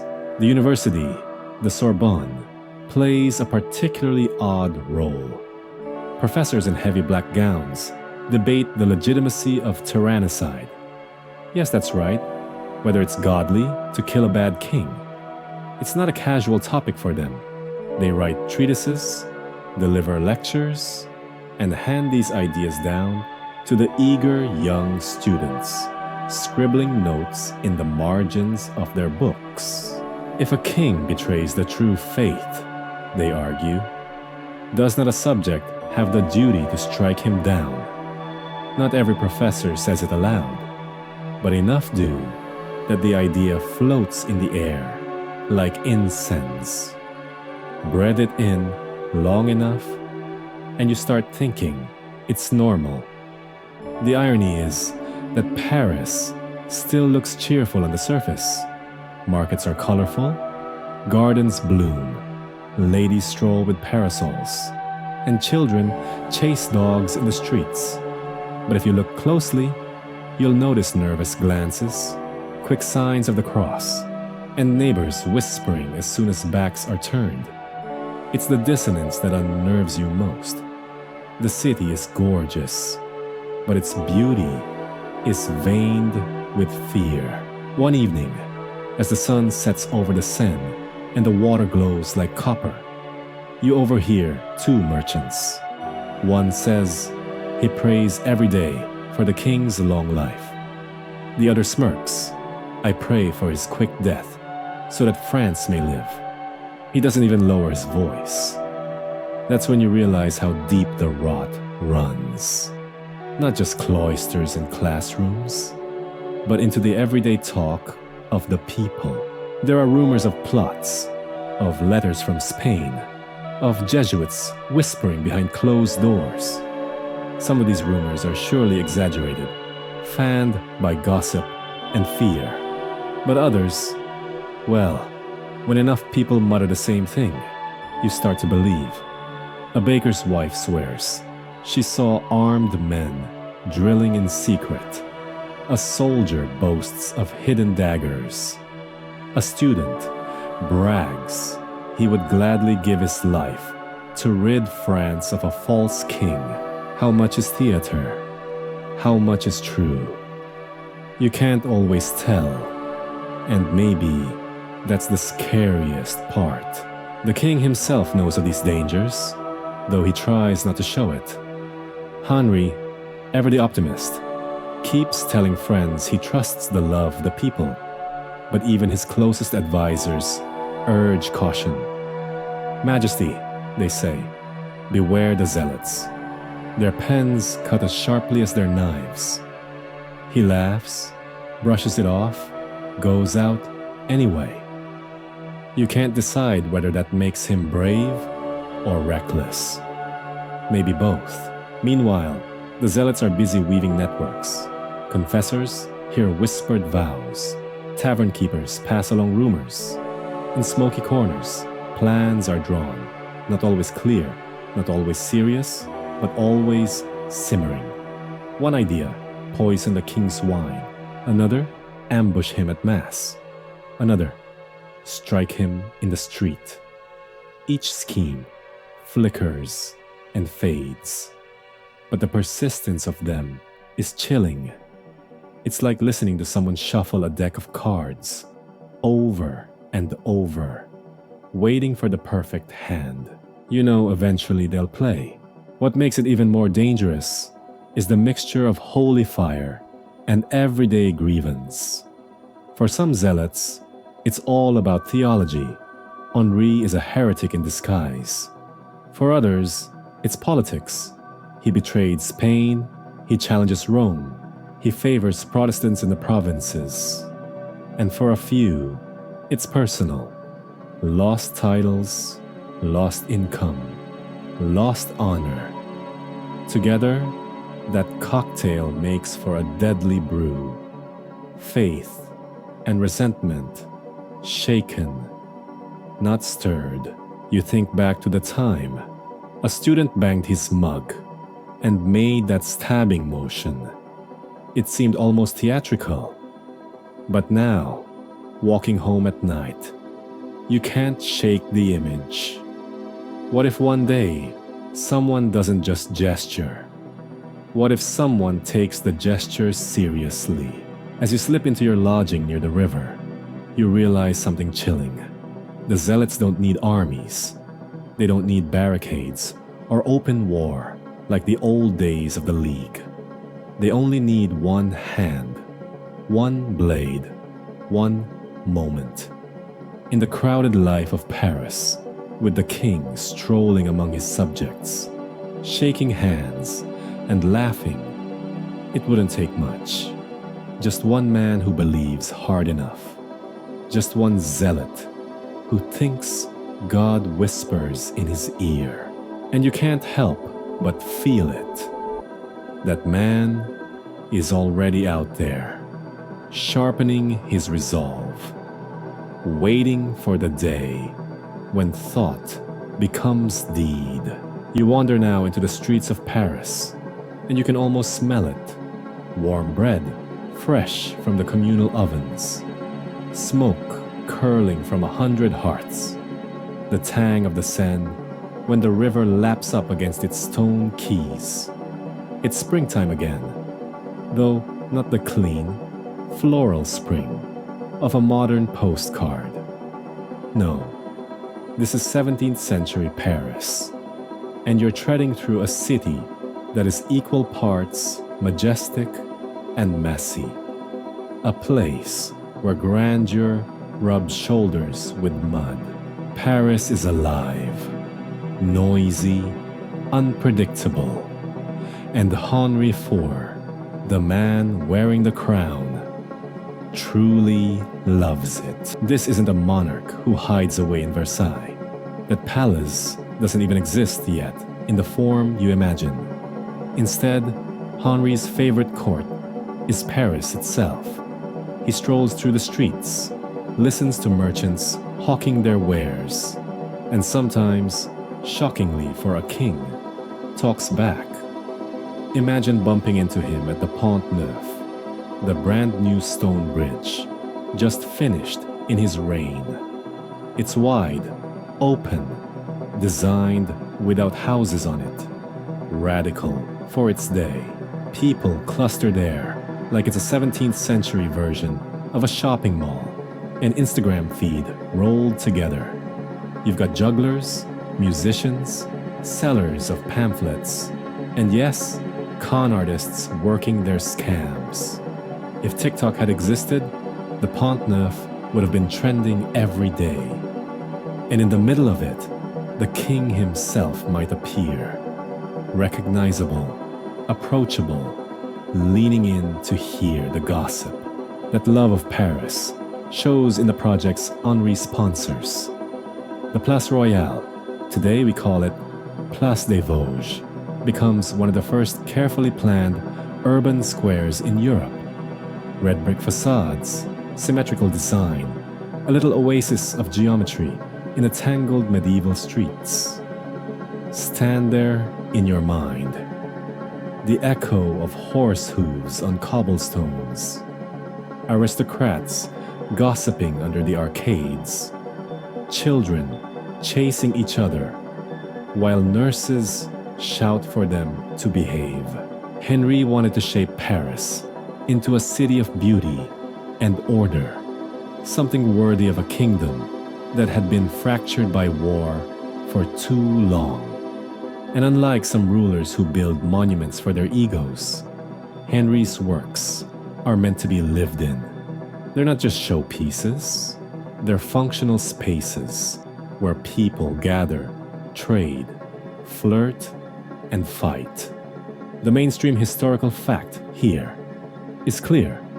Henri IV invested heavily in Parisian infrastructure, from bridges and marketplaces to squares and fountains. He believed that for France to thrive, its heart had to beat steadily, and Paris was that heart. But here comes the quirky tidbit. Parisians, with their endless love for nicknames, called him Le Vert Gallant, literally, the Green Gallant. It meant he was still vigorous, still chasing romances, still full of spring, even when the years crept up on him. You can imagine the street jokes, whispered in taverns and on staircases. The king is building bridges by day, but at night, he's busy building heirs that aren't quite legitimate. And here's the scholarly debate. Historians still argue whether Henri's public accessibility, his habit of mingling with ordinary Parisians, was genuine charm or carefully calculated theater. Was he truly that down to earth? Or did he simply understand that in a kingdom fractured by religion, he needed to perform closeness to show that he was everyone's king? You can picture him slipping coins to beggars, pausing to listen to a farmer's complaint about taxes, or joking with a fishwife at Les Halles, the great central market. Maybe he meant it all sincerely, or maybe it was politics played with the warmth of a smile. The truth, like so many Parisian alleyways, winds in circles. But back to the sensory details. You can't appreciate Henri's Paris without walking it. At Les Halles, carts creak under the weight of cabbages and meat, while pigeons swarm overhead. The stink is real. Blood from butchers, fish scales tossed into gutters, human waste not always carted away on time. Yet alongside that is abundance. Bakers handing out warm loaves, cheesemongers offering samples, wine sellers shouting out prices that make you wonder if the hangover will be worth it. Henri famously once said he wanted every French peasant to have a chicken in the pot on Sundays. That vision of abundance was rooted right here in the markets, where he saw how food equaled dignity. At night, Paris is a darker, more dangerous lover.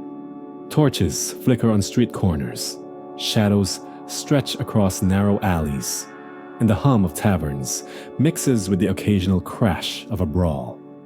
Prostitutes call from windows. Priests hurry past with eyes lowered, and the river smells sharper, less forgiving. If you're unlucky, you might stumble into a gang of pickpockets, or worse, one of those mysterious religious zealots who mutter about the king's sins. But Henri walks this city without the bubble of armored isolation. Yes, he has guards, but his presence on the streets is visible, even vulnerable. What does that say about him? Maybe that he couldn't resist the city's energy, or maybe he believed the best way to rule was to see Paris with his own eyes, not through the reports of ministers. Either way, you can almost hear him chuckling as he watches Two street performers duel with wooden swords while children squeal with laughter. Pause here for one of those little jokes to keep your brain awake. You'd think Paris in 1610 would be all romance and poetry, but honestly, you'd spend more time scraping mud off your boots than writing love sonnets. Those elegant ladies in silks? Don't ask what their hems looked like after one stroll across the Pont Neuf. Still, there's real poetry here. Paris is the city Henri loves, and Paris loves him back. Mostly. Of course, it's not unanimous. No city is ever unanimous. There are grumbles in certain quarters, whispers among the discontented, people who think Henry's tolerance goes too far, or his ambitions are too dangerous. But when he walks through the neighborhoods, greeting children, laughing with merchants, showing that famous rugged charm, he stitches the city closer to him. For a moment, in a city always on edge, there is peace, and you, standing in the middle of it, can feel why Henri lingers.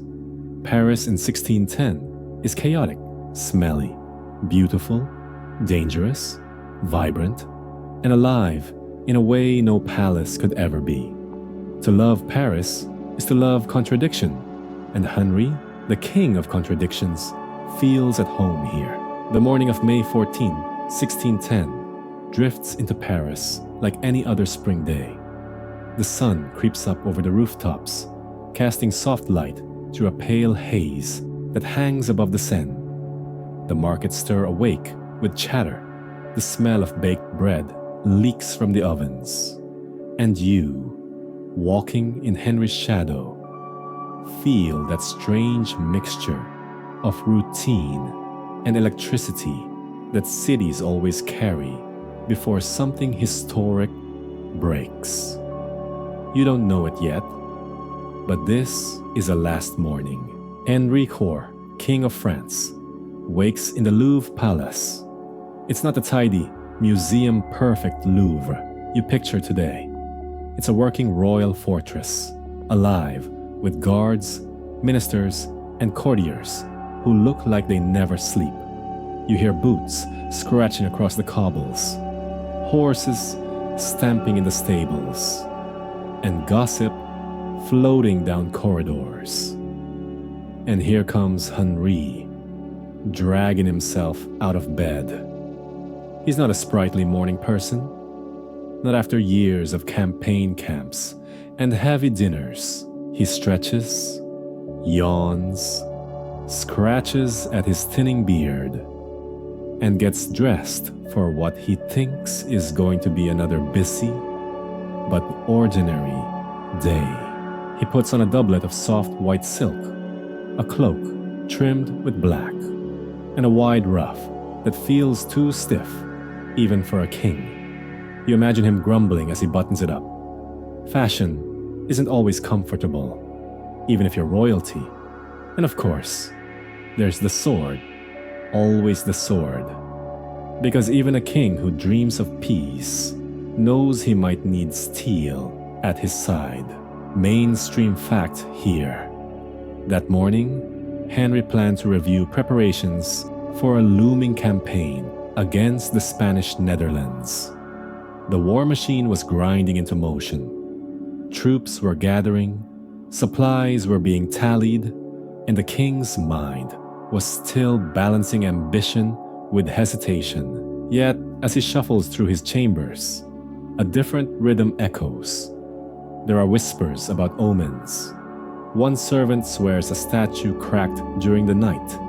Another reports a comet seen from the outskirts. Henri shrugs it off with a half-smile. He's heard a lifetime of superstitions. But you can tell, from the way his eyes narrow, he doesn't dismiss them completely. Historians still argue whether those warnings carried real weight that morning, or were embroidered later by chroniclers who loved a tragic flourish. Did Henri truly ignore signs of danger, or were they invented after his blood had already spilled. That's the historian's eternal shrug. Breakfast is nothing dramatic.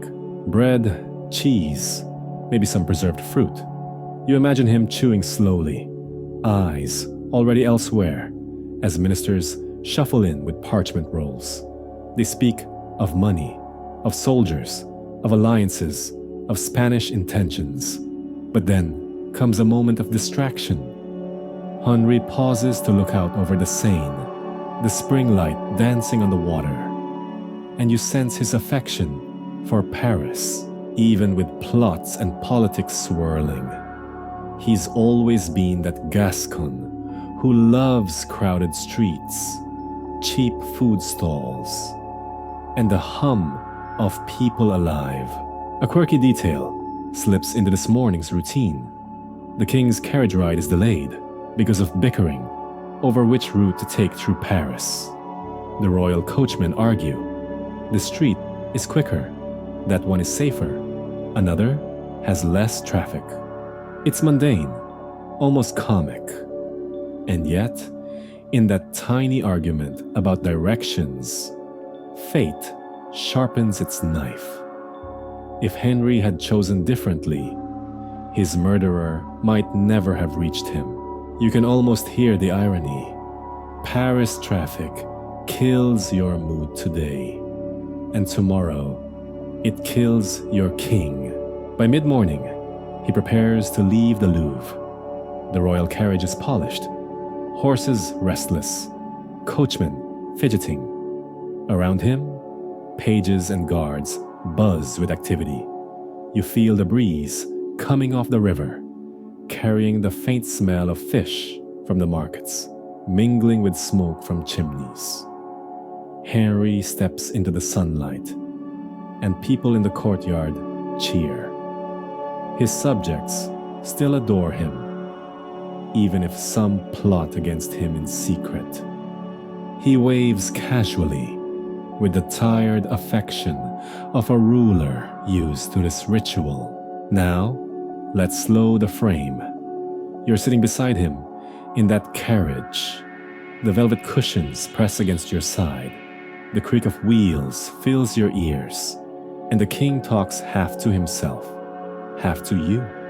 He mutters about troop numbers, about his queen, about the need for stability. But every now and then, he slips in a joke, a Gascon quip that makes the coachman chuckle. That's Henri, light-hearted, even when carrying Europe's weight on his shoulders. The streets of Paris close in. It's a different Paris from today's. The houses lean in crooked, wooden beams jutting out, laundry flapping like flags above your head. Children dart between carts, vendors holler, and the city smells like sweat, bread, leather, and too many animals in too small a space.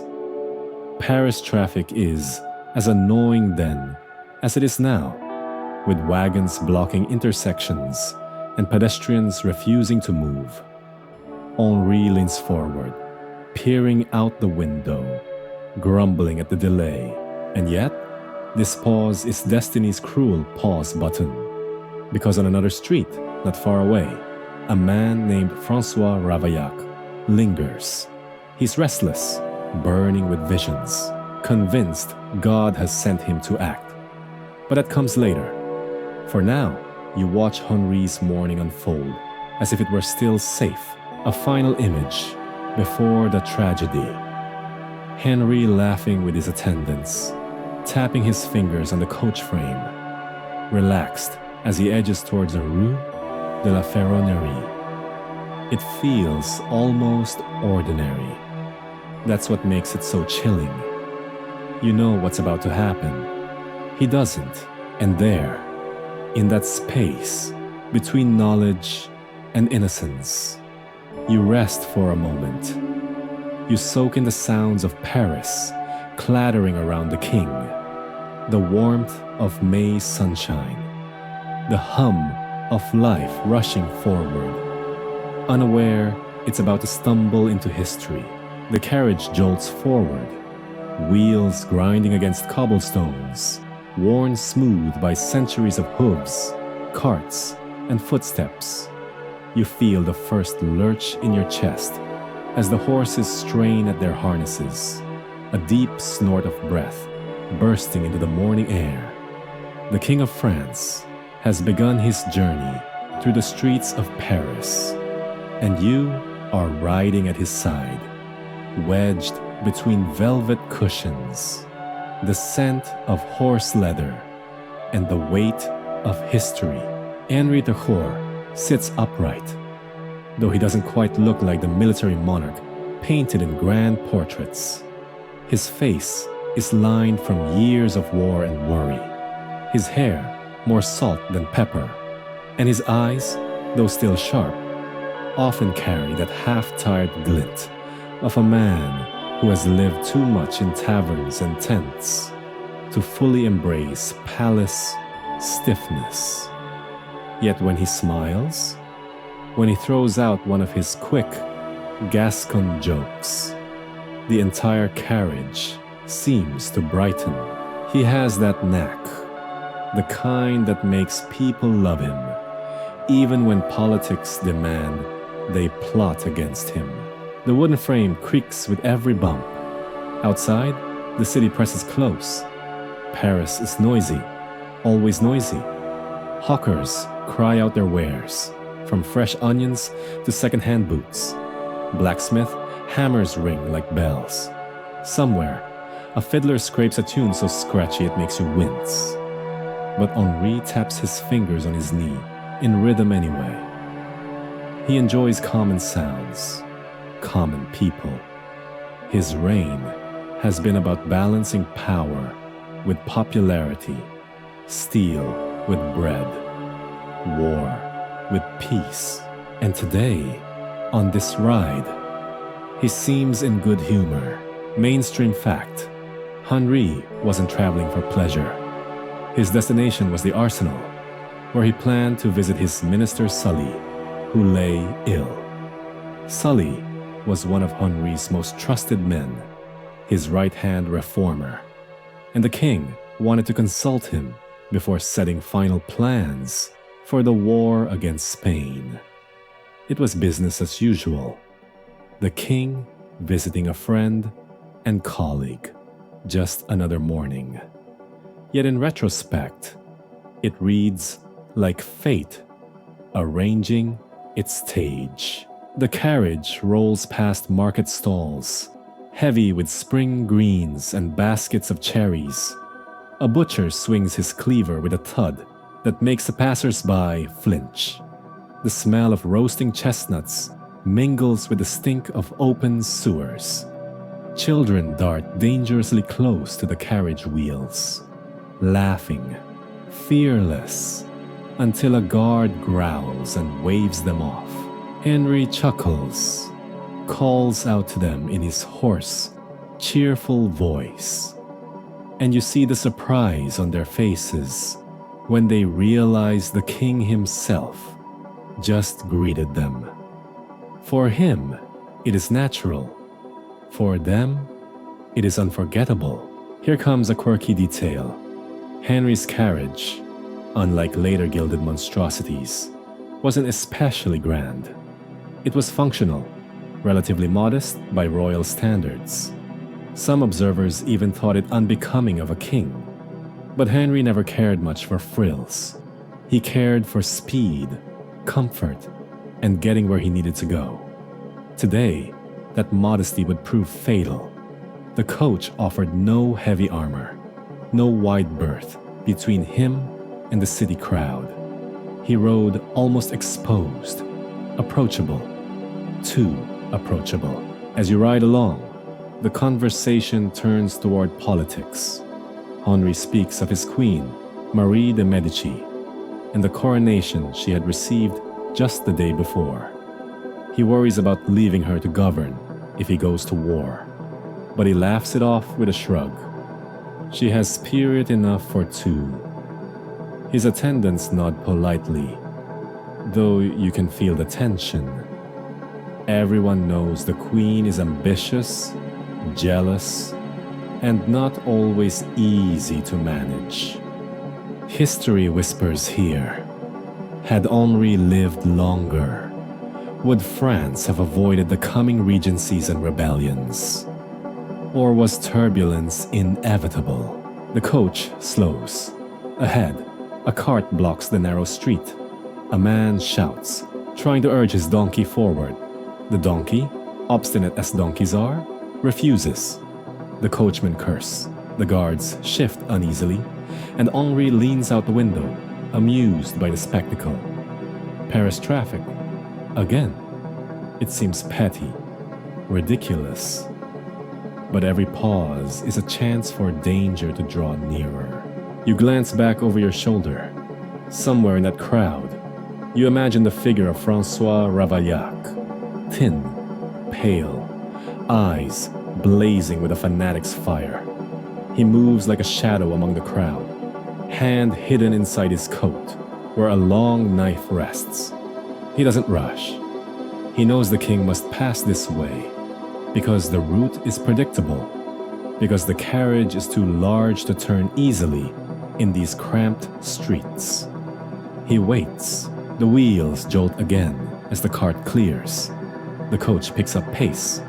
Henri resumes talking, voice lively, occasionally laughing at his own jokes. He looks out the window at shop signs swinging overhead, painted images of boots, fish, barrels, roses. In a city where most cannot read, pictures are the text of the streets. The king notes them with fondness, as though they're an old friend. Another scholarly debate slips in here. How much security should a king keep? Henri was famously casual with guards, often insisting he wanted to be close to his people. Some historians admire this as a sign of his populist charm. Others call it recklessness bordering on negligence. Was his openness his strength or his undoing? The carriage ride embodies that question. He is visible, tangible, almost touchable, and in that touchable moment, destiny lurks. As the coach rattles deeper into Paris, the noise grows thicker. Bells ring from churches. A beggar sings a broken tune for coins. Women lean from windows, tossing dishwater into the gutters below. The king notices it all, alive to every detail. He once said, "Paris is well worth a mass," when he converted to Catholicism to secure the throne. Today, Paris is more than a prize. It is his companion, his stage, his final witness. The horses snored again, hooves striking sparks from the stones. You feel the city pressing tighter, the air warmer, the crowd denser. And with each turn of the wheel, the carriage carries Henri not just forward in space, but toward the single instant history remembers most vividly. But for now, he is alive. For now, he is smiling. For now, Paris echoes with nothing more deadly than chatter and bells. The carriage ride has begun. Paris swallows you whole as the wheels clatter over cobblestones.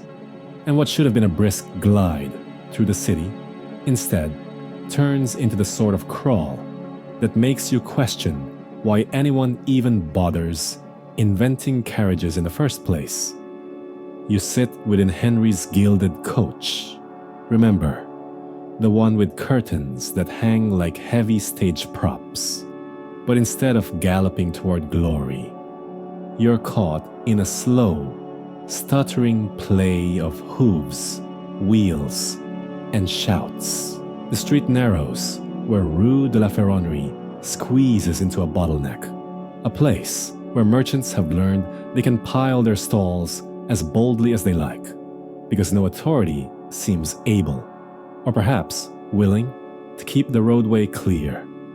Ironmongers spread their wares, locks, hinges, keys, even the occasional suit of armor, catching stray glints of late morning sun. Chickens squawk underfoot.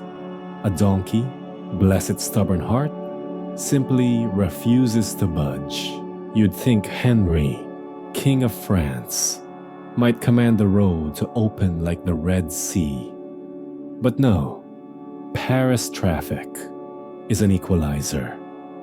Even monarchs get stuck. The king drums his fingers lightly on the window ledge, gazing out with mild impatience, but no panic. He is used to delays after all. His city, the city he loves, rarely runs like clockwork. You notice he even chuckles softly at the ridiculousness of it all. Imagine the sovereign of France at the mercy of a mule's refusal to move. Somewhere, a fruit seller yells about cherries being fresh, and a boy tries to sneak one, only to receive a half-hearted slap on the wrist. Life flows on, oblivious. Mainstream historians like to emphasize this detail. Henri's coach slowed because of congestion on Rue de la Ferronnerie. It was, in fact, one of the most notoriously cramped thoroughfares in Paris, a place where carriages often jammed. Nothing remarkable about a delay there, except of course, for what happens next. But for now, you're just watching, lulled by the rhythm of hooves striking stone in frustrating half-beats. And yet, it feels uncanny. Quirky little fact, this wasn't even the route Henri originally meant to take. His attendants debated it that morning, remember? Some suggested a broader avenue, less likely to choke with carts. But habit won out, and habit steered them into the snare. It's a reminder that history often turns not on epic speeches or master plans, but on small, almost laughable choices. Which road to take? Which donkey decides not to budge? Still, you feel it. The air thickens with something heavier than wood smoke and horse sweat. Perhaps it's only your imagination, conditioned by hindsight. Historians still argue whether there were clear warnings about this very road. Some sources say Henri's astrologer muttered about danger in narrow spaces. Others dismiss it as after-the-fact embroidery, superstition sewn into the tapestry of memory. You, seated there, can't tell. The clamor of ironmongers and the whiff of roast chestnuts seem utterly ordinary, until you realize how suddenly fragile the ordinary can be. The carriage lurches forward a yard, then halts again. A wheel grinds against a stone post. Guards outside bark at pedestrians to move, but there's simply nowhere to move to. You peek between curtains, just walls, stalls, shoulders pressed tight, faces craning for a glimpse of the king. They see him. Some bow their heads quickly. Others stare, wide-eyed. Children point. A washerwoman balances a basket, gawking without apology. Henri waves. He always waves, because he likes being seen. Likes reminding Parisians that their monarch is no distant phantom in a palace, but flesh and blood among them. A warm gust pushes the smell of manure and melted wax candles into the carriage. The mixture makes you wrinkle your nose, but Henri doesn't mind. Paris always stinks, he once joked, but it's my stink. There's affection in his smile, even here, boxed in by noise. If you lean into the texture of this moment, you notice how slow time feels. Traffic jams always bend time, don't they? Minutes stretch, seconds feel sticky. It's as though the city conspires to hold him still. One guard rides up alongside, murmuring a suggestion. Perhaps they should turn back. Henry shakes his head. Too late, too awkward. He shrugs. It will clear, he says. Kings can afford patience, or at least pretend they can. You glance upward, noticing how the tall houses on either side lean close, their upper stories jutting like eaves, eager to eavesdrop. The sky above is sliced into a ribbon, pale and indifferent. Somewhere, bells toll midday. Pigeons flutter. You sense how enclosed it all is. A funnel of stone and crowd, perfectly shaped to trap. Perfectly shaped, though you can't know it yet, for someone waiting with darker intentions. And here's your reality check. The one that's a little cruel, but honest. If you were sitting in that carriage right now, you probably wouldn't survive what comes next. Because history, unlike a bedtime story, doesn't always give you a pillow-soft ending. But for the moment, Henry still lives.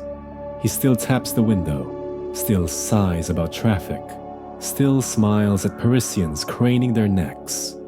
The city swells around him in all its chaotic glory, and you, poor passenger, can only ride the pause, the trapped stillness, not knowing it is the stillness before the strike. The wheels creak, the hooves stamp. Paris hums its noisy tune, oblivious. And then he appears. At first, you don't notice him. Why would you? He blends so easily into the fabric of the crowd. A man in plain clothes, not rich, not destitute. A face you could pass in the marketplace and never recall. His hair is unremarkable, his build ordinary. But his eyes, those are not ordinary at all. They glint like two chips of flint, always searching, always burning with the weight of a private revelation.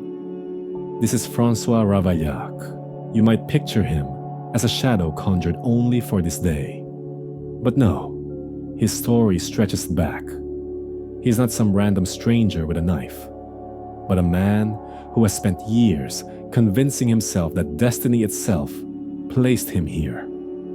Born in Angoulême, a town tucked far from Parisian glamour, François was a provincial schoolteacher and sometime clerk, the sort of man who might have led a quiet, invisible life. Instead, he slid toward obsession. The mainstream fact is simple. Ravaillac was consumed by visions. He claimed angels whispered to him that God demanded Henri IV convert every Protestant in France to Catholicism by force.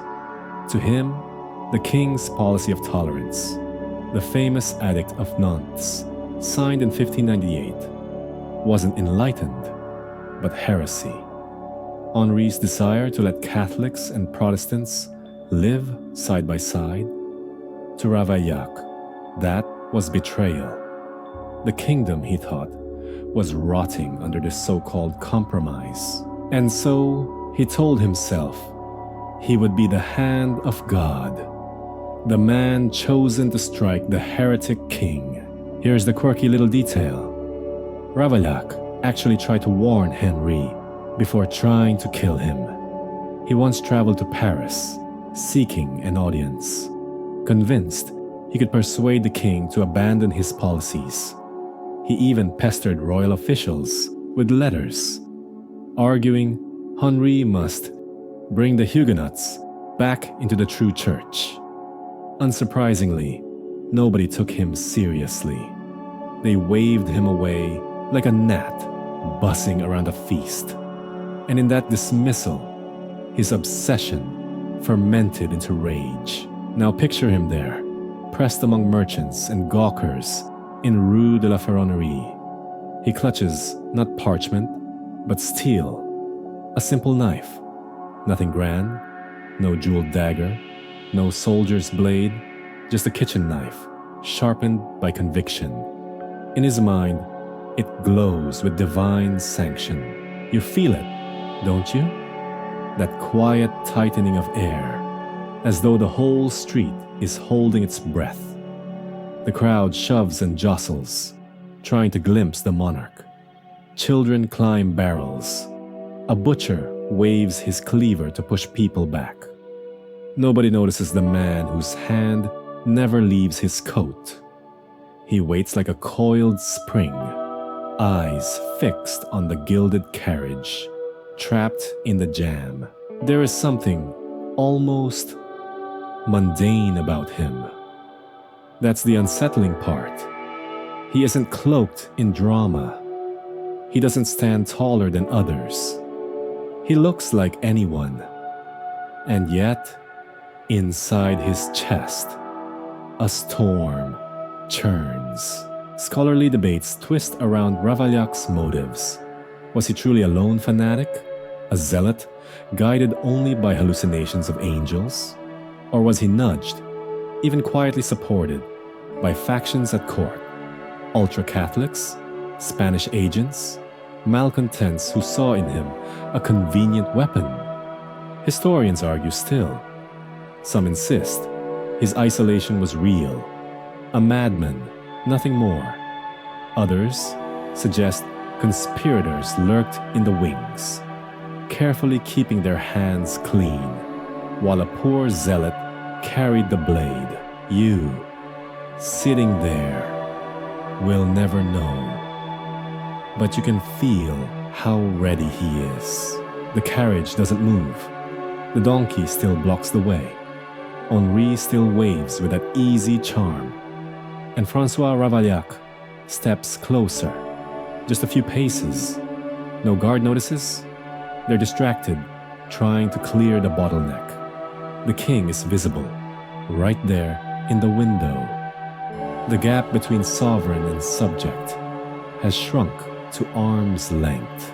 You hear the scrape of a knife being freed from cloth. Not loud, not theatrical, just a tiny whisper of steel against fabric. But it's enough to change the world. And that's how François Ravaillac enters our stage. Not with trumpets or banners, but with the ordinariness of a man convinced of extraordinary duty. The knife glints.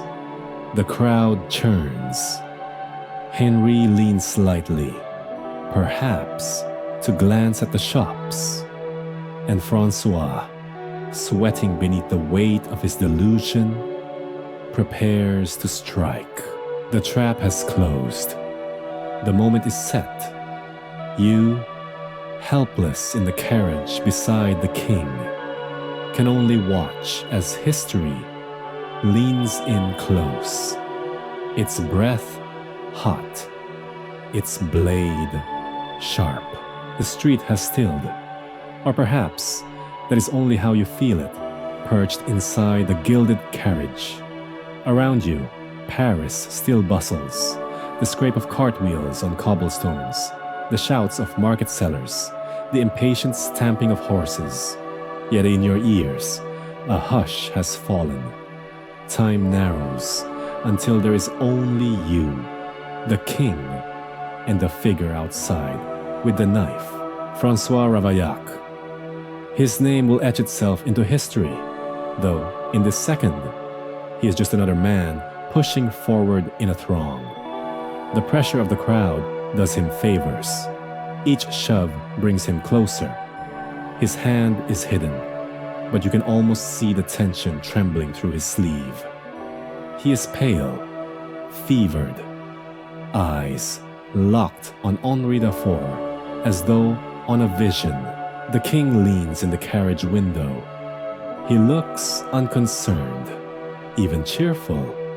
He has always carried that air of a man who believes his charm is armor enough. He waves to a fruit vendor who bows low. He calls out a greeting to a passing officer. He is entirely unguarded. And then it happens. The first thrust of the knife slips between the iron bars of the open carriage window. You barely register the movement, so fast is it, so shocking in its ordinariness. One moment, Henri is smiling. The next, he jerks forward with a strangled gasp. The steel has entered his ribs. A wet sound, muffled by velvet and flesh. The crowd does not yet understand. Someone laughs, thinking the king has dropped something. Someone else shouts about the donkey still blocking the way.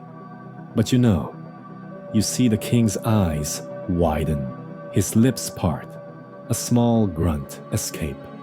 He clutches at his side, blood seeping crimson through white linen. Ravaillac does not hesitate. He withdraws, then drives the blade again. A second thrust, deeper, surer. This time, it slides directly into Henri's chest, piercing the lung, severing vessels. The king collapses sideways, his body crumpling against you. You feel the weight of him, heavy and suddenly fragile. The warmth of his blood, blooming like a terrible flower across your lap. Screams erupt. At last, the crowd understands. Women shriek, men shout, children wail. Guards surge forward, too late. Their swords scraping out of scabbards as Ravaillac is seized. But he has already done what he came to do. His face shows not triumph, but an eerie serenity, as though a divine mission has been fulfilled. He does not flee. He does not resist.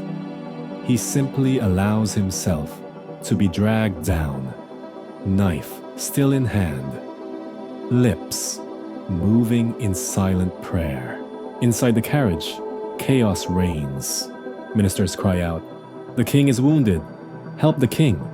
Hands press desperately at the crimson gash. A physician is called for, though none are near. You cradle Henri as he gasps, his breath wet and rattling. His eyes, once so lively, now glaze with pain. He tries to speak, but blood bubbles on his lips. The words are lost. This is not a duel on a battlefield. It is not a noble death in armor with banners flying. It is sordid, messy, claustrophobic. A sovereign murdered in a traffic jam by a kitchen knife. That is what makes it unforgettable. The mainstream fact is brutal. The two wounds were mortal. The second pierced Henri's heart. Death was almost instant, though some accounts insist he lingered a few minutes, enough to murmur a prayer. Either way, you feel the life draining even as you hold him. His strength ebbs, his body sags heavier, and the truth becomes undeniable. Francis King is gone. Here's the quirky detail. Amid the blood and horror, one of Henri's attendants, shaken but practical, made sure to retrieve the king's hat. Even in that moment of crisis, symbols mattered. The royal hat, trimmed with feathers, would be needed to announce and display the king's fate to the people. Imagine clutching a bloody relic while panic thundered around you. And yet scholars debate even here. Some say Henri died instantly, slumped without a word. Others argue he whispered one last phrase, "It is nothing," or perhaps, "Do not weep for me." A comforting story repeated to give dignity to his end? Which version is true? No one can prove. You only know what you see. The king's lips trembling, his eyes fluttering, and then stillness. The silence after is deafening. The roar of the crowd dulls in your ears. All you hear is the slowing, halting rhythm of a life leaving. And then, nothing. François Ravaillac is wrestled to the ground, beaten by fists and boots. nearly torn apart by the mob before guards haul him away. They know better than to let the people mete out justice on the spot. He must live, if only to face the terrible spectacle of execution that Paris demands. But that is for later. For now, you sit in a carriage, slick with blood, your garments stained, your heart pounding in disbelief. Henri IV, the king who survived wars, conspiracies, and countless plots, has fallen not on the battlefield, not in his bed, but here, on an ordinary Paris street, trapped by an ordinary traffic jam. You close your eyes, but the image will never leave you. The knife slipping in, the gasp, the weight of the dying king against you. The day that France shifted forever, sealed in 2 fatal thrusts. The sound spreads faster than the truth. One moment, Paris is humming. As always, vendors crying out, apprentices shouldering crates, gossip treading the air. The next, the word slashes through the streets like a knife itself. The king is dead. You hear it shouted first by a woman who glimpsed the carriage, her scream tearing the market square. Then a boy takes it up, sprinting barefoot, his voice cracking as he calls it from doorway to doorway. Within minutes, the rumor runs through alleys and bridges, across Ile de la Cité and into the Faubourg, as unstoppable as fire in dry thatch. But is it true? That is the frantic question on every lip.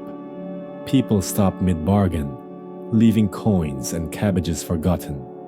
Priests emerge from churches, wiping their hands on vestments. Soldiers rush from taverns, trying to piece together the story. Some swear Henri still lives, that it was only a wound. Others insist they saw his body carried into the Louvre, already lifeless. In the confusion, the truth twists into countless shapes. The mainstream fact is clear enough. The king has indeed died. Henri IV, charismatic, stubborn, endlessly pragmatic, has been cut down. Yet in the minutes following, Paris cannot absorb it. The shock is too great. Henri was not merely a monarch. He was a father figure, a reconciler of faiths, the man who gave them peace after decades of war. For him to vanish in a heartbeat feels unthinkable, obscene. You wander with the current of the crowd as it swells toward the scene of the attack. The streets bottleneck, horses rear. Guards shout themselves hoarse. Everyone wants to see, to confirm with their own eyes. The carriage, still smeared with blood, becomes a dark relic. Some drop to their knees in prayer as it passes. Others, wild with fear, shout curses at invisible enemies. And soon enough, panic takes on a direction. Who killed the king? That is the question demanded in every square. The assassin has a name now, Ravaillac. Already, he is painted not just as a lone zealot, but as the spear of a conspiracy. Some whisper of the Jesuits, blaming them as they have in every plot before. Others hiss about the Spanish, convinced their envoys plotted revenge for Henri's planned campaign in Flanders. Still others mutter about Protestants or Catholics, depending on which camp they distrust more. Quirky detail. Within an hour, broadsheet sellers were already hawking crudely illustrated pamphlets in the streets, some showing the knife, others the king's wounded chest, even before any artist could possibly have seen the scene. Paris could not help itself. It turned even royal blood, into hurried print, like an early form of breaking news, clickbait. The mood is unstable, combustible. Markets close, shops shutter. Families bar doors, fearing riot. Bells toll, though not in unison, some ringing for prayer, others for alarm, others merely because the bell ringers themselves are confused. At the Louvre, chaos mounts. Courtiers cry, some genuinely, others out of careful duty. The Queen, Marie de' Medici, is swept forward by her faction. Within hours, she declares herself regent for the young Louis XIII, insisting the continuity of the crown. But in these first hours, even that cannot quiet the panic. France is a kingdom suddenly without its heart. And then comes the debate, still argued by historians today. Was Paris's grief sincere or performative? Some chronicles describe weeping mobs, a city united in shock. Others suggest a more divided response, that many Parisians, especially the ultra-Catholics, who never forgave Henri's conversion, actually welcomed the deed in secret, even if they dared not say it aloud. Which was truer? Perhaps both. Paris is never one voice, but 1,000, shouting at once. By nightfall, the city has become unrecognizable. Torches flare in the streets. Soldiers patrol every bridge, blades naked, eyes darting. Rumors multiply, uprisings planned, Spanish troops on the march, Protestant plots ready to ignite. Children cry themselves to sleep. Mothers whisper prayers over cradles. The very air feels brittle, as though one spark might ignite a second St. Bartholomew's Day. You feel it in your bones. The wound of the king's stabbing is no longer in the carriage. It has seeped outward into the veins of Paris itself. The city trembles, raw, uncertain of tomorrow. And through it all, Francois Ravaillac sits in his cell, guarded like a cursed idol. The people clamor for his death, yet they also fear what secrets he may reveal.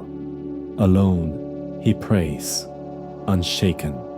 The knife that felled a king has thrown a whole kingdom into panic. The crown never sleeps. Even when a king's body is cooling in the Louvre, even when the streets echo with screams, the machinery of monarchy keeps grinding forward. You are there in the galleries of the palace as news rushes inward like a storm tide. Courtiers stumble through corridors, some with tears, others with calculation already in their eyes. The smell of wax and incense can't disguise the stench of fear. A sovereign has fallen. Who will rule now? All eyes turn toward a single figure. Marie de' Medici. She had been queen for a decade, tolerated by her husband, but rarely adored. Henri IV admired her lineage. Daughter of Florence, a Medici, carrying the aura of Italian power. But their marriage had been cold, punctuated by quarrels and his endless mistresses. Still, Marie had something Henri lacked: patience, a spider's instinct for waiting. Now at last, her patience pays. The mainstream fact is simple. Within hours of Henri's assassination, Marie secured her appointment as regent for her son, the 9-year-old Louis XIII. It was breathtakingly swift. One might think the court, dazed with grief, would hesitate. Yet she pushed, cajoled, demanded, and finally achieved it. By the next day, she stood in the Parliament of Paris, veiled in black, declared guardian of France. You picture the scene vividly. Marie is led into the hall, morning dress sweeping the floor, jewels subdued but unmistakable. She presents herself not as a widow undone, but as a mother made fierce. France must survive. The boy king is too young. She alone, must shield him until he can wear the crown in truth. And the courtiers, oh, they bow. Some out of loyalty, others out of fear, others still out of calculation. Better to bend now than risk being snapped later. Quirky detail. Marie, who had often been mocked for her thick Italian accent and taste for Tuscan food, suddenly found those same courtiers praising her elegance, her virtue, her natural authority. Nothing sharpens flattery like the scent of power. But was it really so clean? This is where historians debate. Some argue Marie's regency was inevitable, legally sound, a simple extension of monarchical order. Others suggest it was a coup, a carefully staged seizure of power by a woman long sidelined, aided by allies in the parliament and certain noble factions. Did she have it planned? Was she waiting, poised, for the very moment Henri should fall? Or was she simply quick-witted, faster to act than anyone else in a stunned court? What is certain is that she wasted no time reshaping the palace. Henri's trusted ministers, those shrewd, hard-edged men who had guided France through wars and reconciliations, were suddenly pushed aside. Marie preferred her own advisors, many of them Italians, many despised by the French nobility. The Florentine Circle bloomed overnight in the Louvre's corridors, and this set the tone for years to come. Suspicion, resentment, factions sharpening blades behind velvet curtains. While the people wailed in the streets, within these painted walls, a different game was unfolding. Who could cling closest to the regent? Who could whisper into her ear? Who could turn grief into advantage? You notice too the child at the center of it all. Louis XIII, pale, bewildered, barely 9. He clings to his tutors, stares at the floor when courtiers bow. A kingdom's weight now balances on his thin shoulders. Yet he is scarcely old enough to ride alone. Marie presses him close, presenting him as the symbol of continuity. But one wonders what thoughts stir in his small head. Fear, grief, or perhaps resentment that his mother now eclipses his father's shadow. Meanwhile, outside the palace, the city has not calmed. Bells toll, prayers rise, and rumors multiply like flies. Yet the presence of a regent, however contested, provides a fragile thread of stability. People whisper, the Queen Mother rules now. The child is safe. The crown endures. But crowns, as you've already learned, are fragile things. Marie's ascension is less a peaceful inheritance than the lighting of a new fuse. Allies gained today may turn to enemies tomorrow. And Paris, wounded and suspicious, will watch her every move. By nightfall, the Louvre glows with candlelight, its windows casting halos across the Seine. Inside, Marie de Medici sits, face solemn, hands clasped, the regent of France. She has climbed her mountain, but at its peak, the air is thin, the footing treacherous, and somewhere below, in a dark cell, François Ravaillac still breathes, awaiting judgment. His knife has not only ended a king, it has crowned a queen. The king is gone. The regent is crowned. But one question gnaws at every mind in Paris. Why? Assassination never ends with a blade. It begins there. A knife may silence a king, but it also opens 1,000 mouths, each whispering theories, fears, and accusations.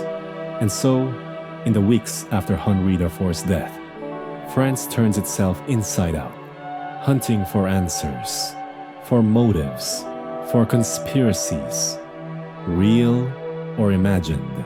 You walk the streets of Paris in those days and hear it in every marketplace, at every tavern table, even in the hushed chapels where mourners still pray. The Spaniards sent him. The Jesuits inspired him. No, it was the Protestants. They hated Henry's plans? Nonsense. It was the Queen herself. Who benefits more? The city becomes a furnace of rumor. Every face a suspect. Every whisper carrying the weight of treason. At the heart of it all is one man, François Ravaillac, the king's murderer, dragged alive from the carriage. He sits now in a dark cell, guarded day and night, while magistrates and clerics take turns interrogating him. Their goal is clear: discover who guided his hand. Was he a lone madman, or the tip of some monstrous conspiracy? Mainstream fact: Ravaillac insisted again and again that he acted alone. He said he was driven by visions, by religious obsession, by a belief that Henri was about to wage war against the Pope and the Catholic Church. To Ravaillac, the king wasn't the savior of France, but the enemy of God. In his twisted mind, stabbing Henri was an act of divine justice. But this explanation does little to soothe a city looking for safety. Because if one man could strike so easily, who might strike next? Surely there must be shadowy hands behind him. The authorities press harder, searching for links, names, accomplices. Yet none emerge. No documents, no meetings, no co-conspirators. Nothing but the lonely fanaticism of one unstable soul. Here's the quirky detail. While Ravaillac rotted in prison, a thriving black market developed around him. Street vendors sold crude sketches of his face. Ballads about the assassination circulated through Paris, half fact, half invention. People lined up outside the courts just to catch a glimpse of the murderer, as if he were some ghastly celebrity. The more authorities tried to keep him locked away, the more the public's imagination turned him into a figure of dread fascination.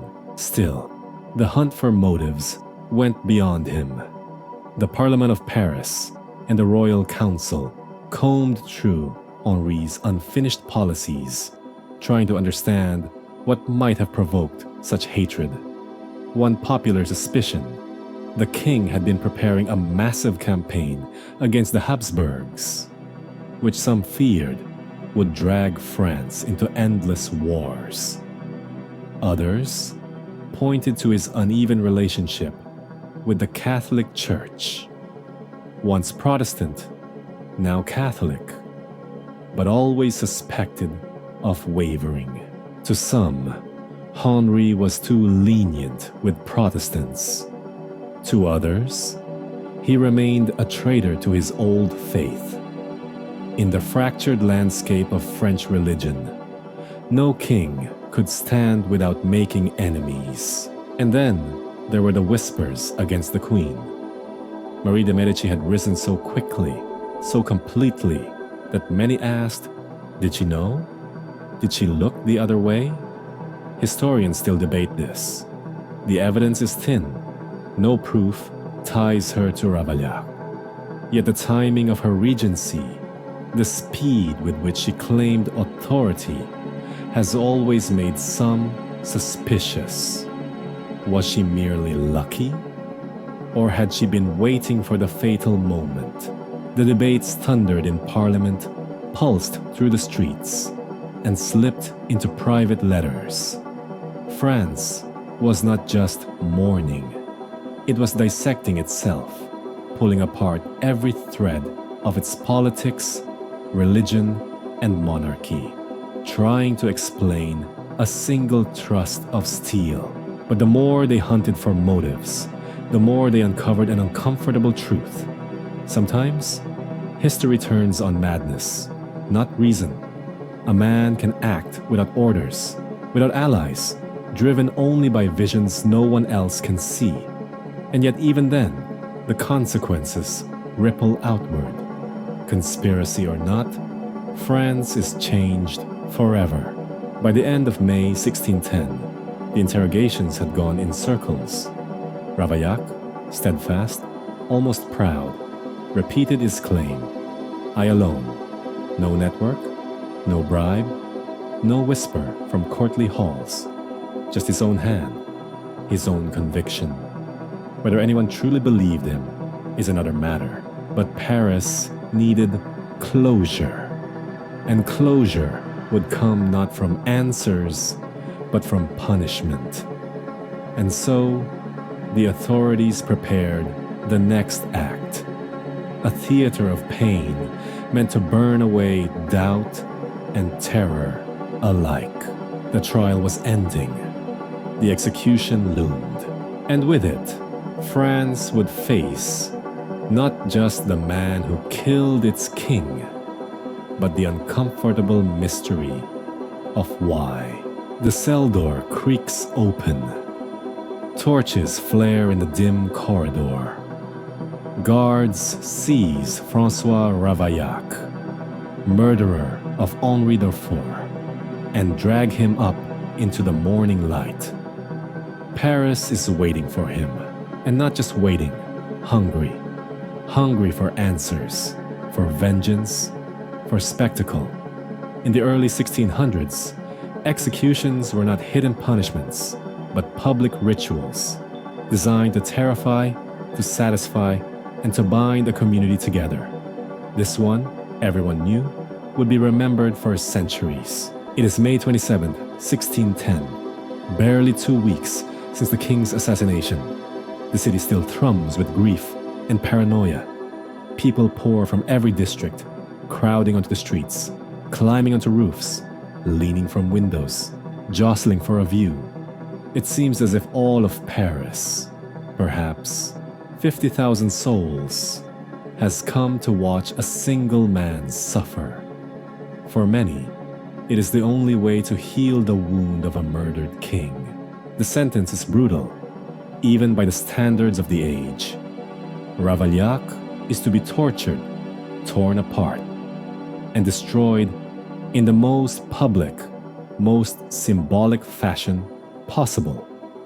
The idea is not just to punish him, but to erase him, to make him an eternal warning. He is paraded on a wooden cart through the streets, shirt torn, flesh already raw from the preliminary tortures. A sign hangs around his neck. Regicide. The word itself weighs heavier than chains. Killing a king is not just murder. It is an assault on the very order of heaven and earth.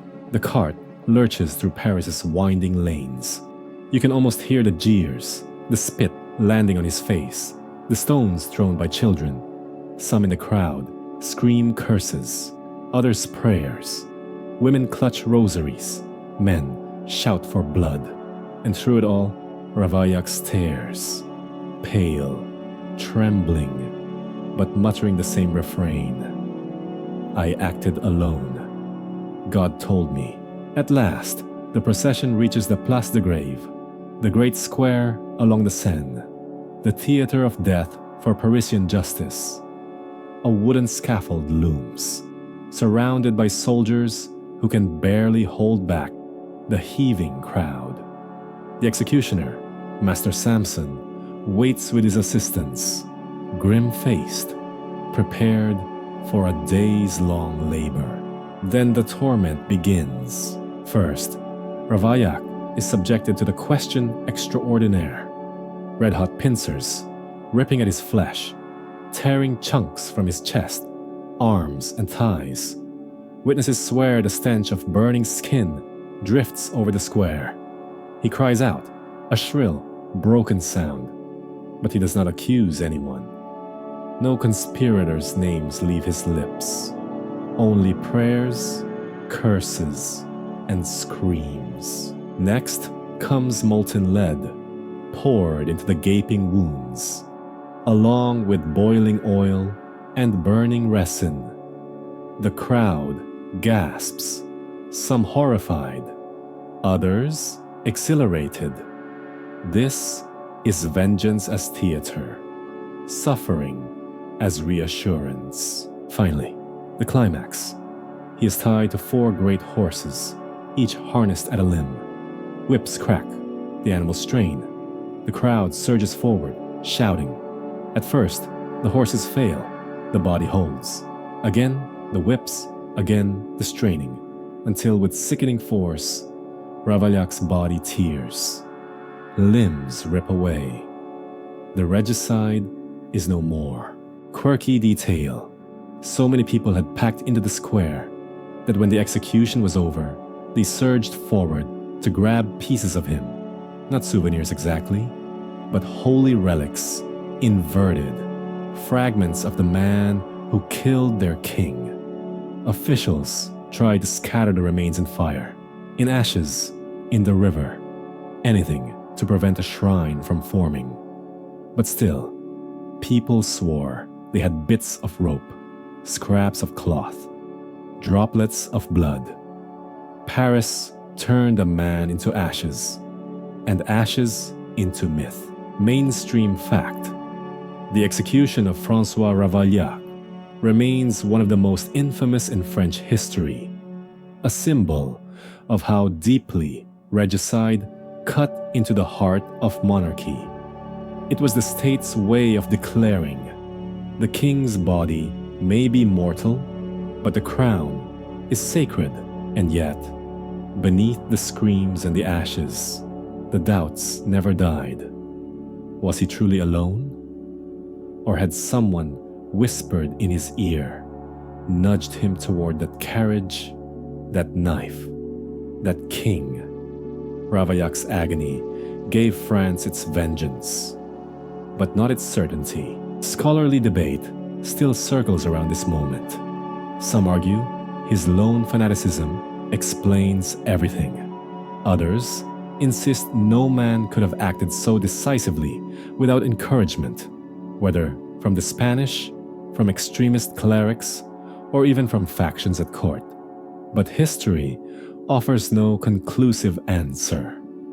What remains instead is the memory of that square, that crowd, that tearing of flesh and order, when France looked upon a man and tried to erase him for killing their king. The sun set on May 27th, with smoke still rising from the scaffold.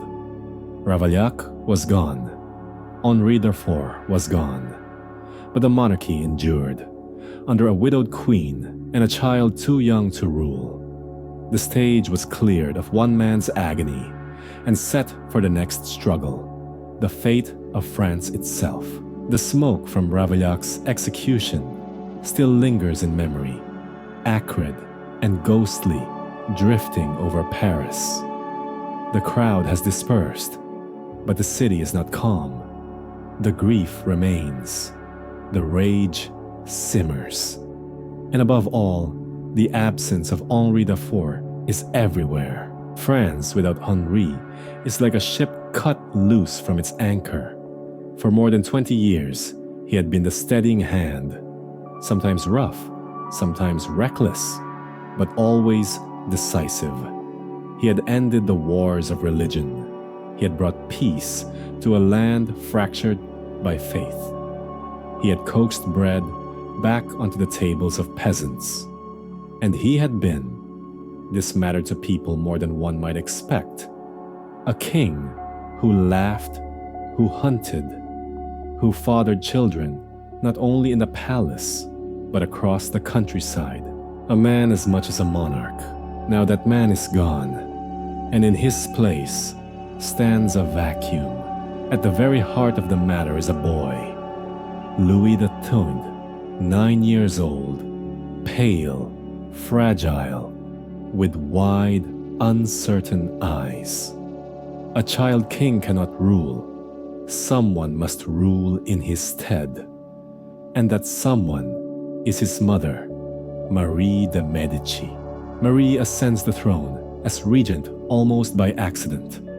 On the very day of Henri's murder, she had been formally crowned Queen at Saint-Denis, a move orchestrated by Henri himself, who feared for his wife's security in a court that did not entirely love her. Fate, with its cruel timing, handed her both crown and crisis within 24 hours. But Marie is not Henri. She does not have his easy charm, his soldier's instincts, his ability to win over Protestants and Catholics alike. She is Italian, foreign, and distrusted by much of the nobility. Whispers swirl through the palace halls. She is too close to Spain, too beholden to her Medici kin, too cautious for a France that still needs a warrior king. And yet, she rules. With the boy king by her side, her signature seals decrees. Her hand steers the court. The challenge is immense. Paris, meanwhile, teeters between mourning and menace. In the weeks after Henri's death, rumors multiply. Some claim the Spanish were behind the murder. Others insist the Jesuits whispered poison into Ravaillac's ear. Still others mutter of noble conspiracies, or even betrayal within the palace itself. Every rumor breeds new fear. Every suspicion deepens the divide. Outside the capital, the provinces feel the tremors too. Peasants mutter that without Henri, the price of bread will rise again. Merchants worry that Spain or the Habsburgs will strike, emboldened by France's sudden weakness. Soldiers who had followed Henri with devotion wonder if a woman and a child can command their loyalty. Quirky detail. Even Henri's horses mourned him, or so it was said. Chroniclers recorded that his favorite white stallion refused food for days after the king's death, as though aware that its master would never ride again. Whether true or embellished, stories like this spread through the countryside, painting the king as a figure mourned not just by men, but by beasts. Mainstream fact: Henri IV's assassination threw France into immediate political crisis. The monarchy survived, but the regency of Marie de Medici was fraught with factional struggles, noble unrest, and international tension. France remained intact, but fragile. Debate among historians lingers here. Was Henri's death truly a turning point? Some argue that France would have eventually stumbled into the same crises regardless. Wars with the Habsburgs, struggles of central power against the nobility, and the rise of Cardinal Richelieu. Others insist that Henri himself, had he lived, might have steered France differently, avoiding wars, strengthening prosperity, perhaps even creating a more tolerant kingdom. His death did not just cut short a life, it cut short possibilities. So France without Henri is not simply a kingdom in mourning, it is a kingdom in doubt. A mother rules for a boy, nobles circle like hawks, and foreign powers watch with keen eyes. The great experiment of Henri's reign, peace after decades of religious bloodshed, hangs in the balance. For now, Paris buries its king, erases his killer, and clings to ceremony as if ritual alone could hold the crown in place. But underneath the veils of mourning and the incense of the cathedral, the real question throbs, unanswered. Can France endure without the man who held it together? The bells toll. The child king bows his head, and a nation waits for history to turn the page. In the weeks and months that follow Henri IV's murder, Paris does what cities do best in the face of loss. It remembers, it invents, and it tells stories. The king is gone, but his presence seems more alive than ever. His likeness appears on medallions, engravings, and hastily printed broadsheets. Painters take up their brushes to capture his face, not as it was on that final carriage ride, but as the people wish to remember him. Strong jaw, lively eyes, the beard flecked with gray, and that faint, mischievous smile that made him seem more human than most kings ever dared to be. You can almost hear the city whispering his name in the marketplaces and taverns. The butcher, wrapping meat in paper, mutters that Henri was a man who understood hunger. The mason, laying brick, claims that under Henri, he worked more, earned more, lived better. Mothers hush, crying children, with tales of the king who once promised every peasant a chicken in the pot on Sunday. That one line, his promise of chicken, echoes louder than decrees, campaigns, or treaties. It becomes his epitaph in the mouths of commoners. Paris, however, remembers in contradictions. For Protestants, Henri was the king who brought them the Edict of Nantes, securing their rights after decades of slaughter. For Catholics, he was the king who had returned to the true faith, setting aside his Huguenot past for the unity of France. Both sides claim him as their own, even though, in life, each had doubted him. In death, he's a vessel for longing, a mirror of hopes. The ceremonies of mourning carry on for months. At Notre-Dame, endless requiem masses resound, incense clouding the air. In the streets, processions snake their way through neighborhoods, candles flickering against the stones. At the Louvre, courtiers dress in black, their voices hushed, their steps slow, as if silence itself could make up for the noise of that one fatal day. And yet memory is not only reverence. Satire too finds its place. Pamphlets circulate with jokes about Henri's love affairs, tales exaggerated and retold, painting him as a king of appetites. Even as the court drapes itself in solemnity, the people remember him as a man who laughed, who loved, who eared. Memory is messy like that. Equal parts tears and laughter, prayer and gossip. Quirky detail. In Lyon, one morning ritual was said to involve barrels of wine being poured freely in taverns in Henri's honor. "Drink for the king," they shouted, toasting his ghost with overflowing cups. For a monarch who loved wine, feasting, and company, it seemed a fitting kind of tribute. Mainstream fact. Henri IV quickly became a figure of legend after his death.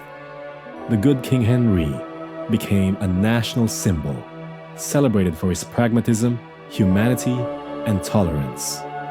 Within a generation, he was remembered not as the controversial ruler he often was, but as an almost mythical peacemaker. Scholarly debate lingers here. How much of the good King Henri image was true, and how much was carefully crafted myth?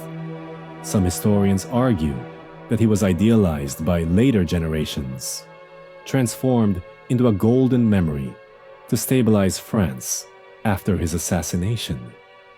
Others believe that Henri's down-to-earth charm was indeed genuine, rare among monarchs, and that the affection of the people was not invention, but reality. What is certain is this: France, deprived of Henri, needed Henri more than ever. And so it remembered him lavishly, endlessly, with tears, with songs, with stories told by candlelight. The king is dead, but in remembrance, he becomes larger than life. Paris builds him into legend, not because legend is true, but because legend is what a grieving nation needs. In that way, Henri lives on, not just in marble effigies or painted portraits, but in the voices of bakers, soldiers, and children who whisper still, Henri, our king, the one who gave us peace.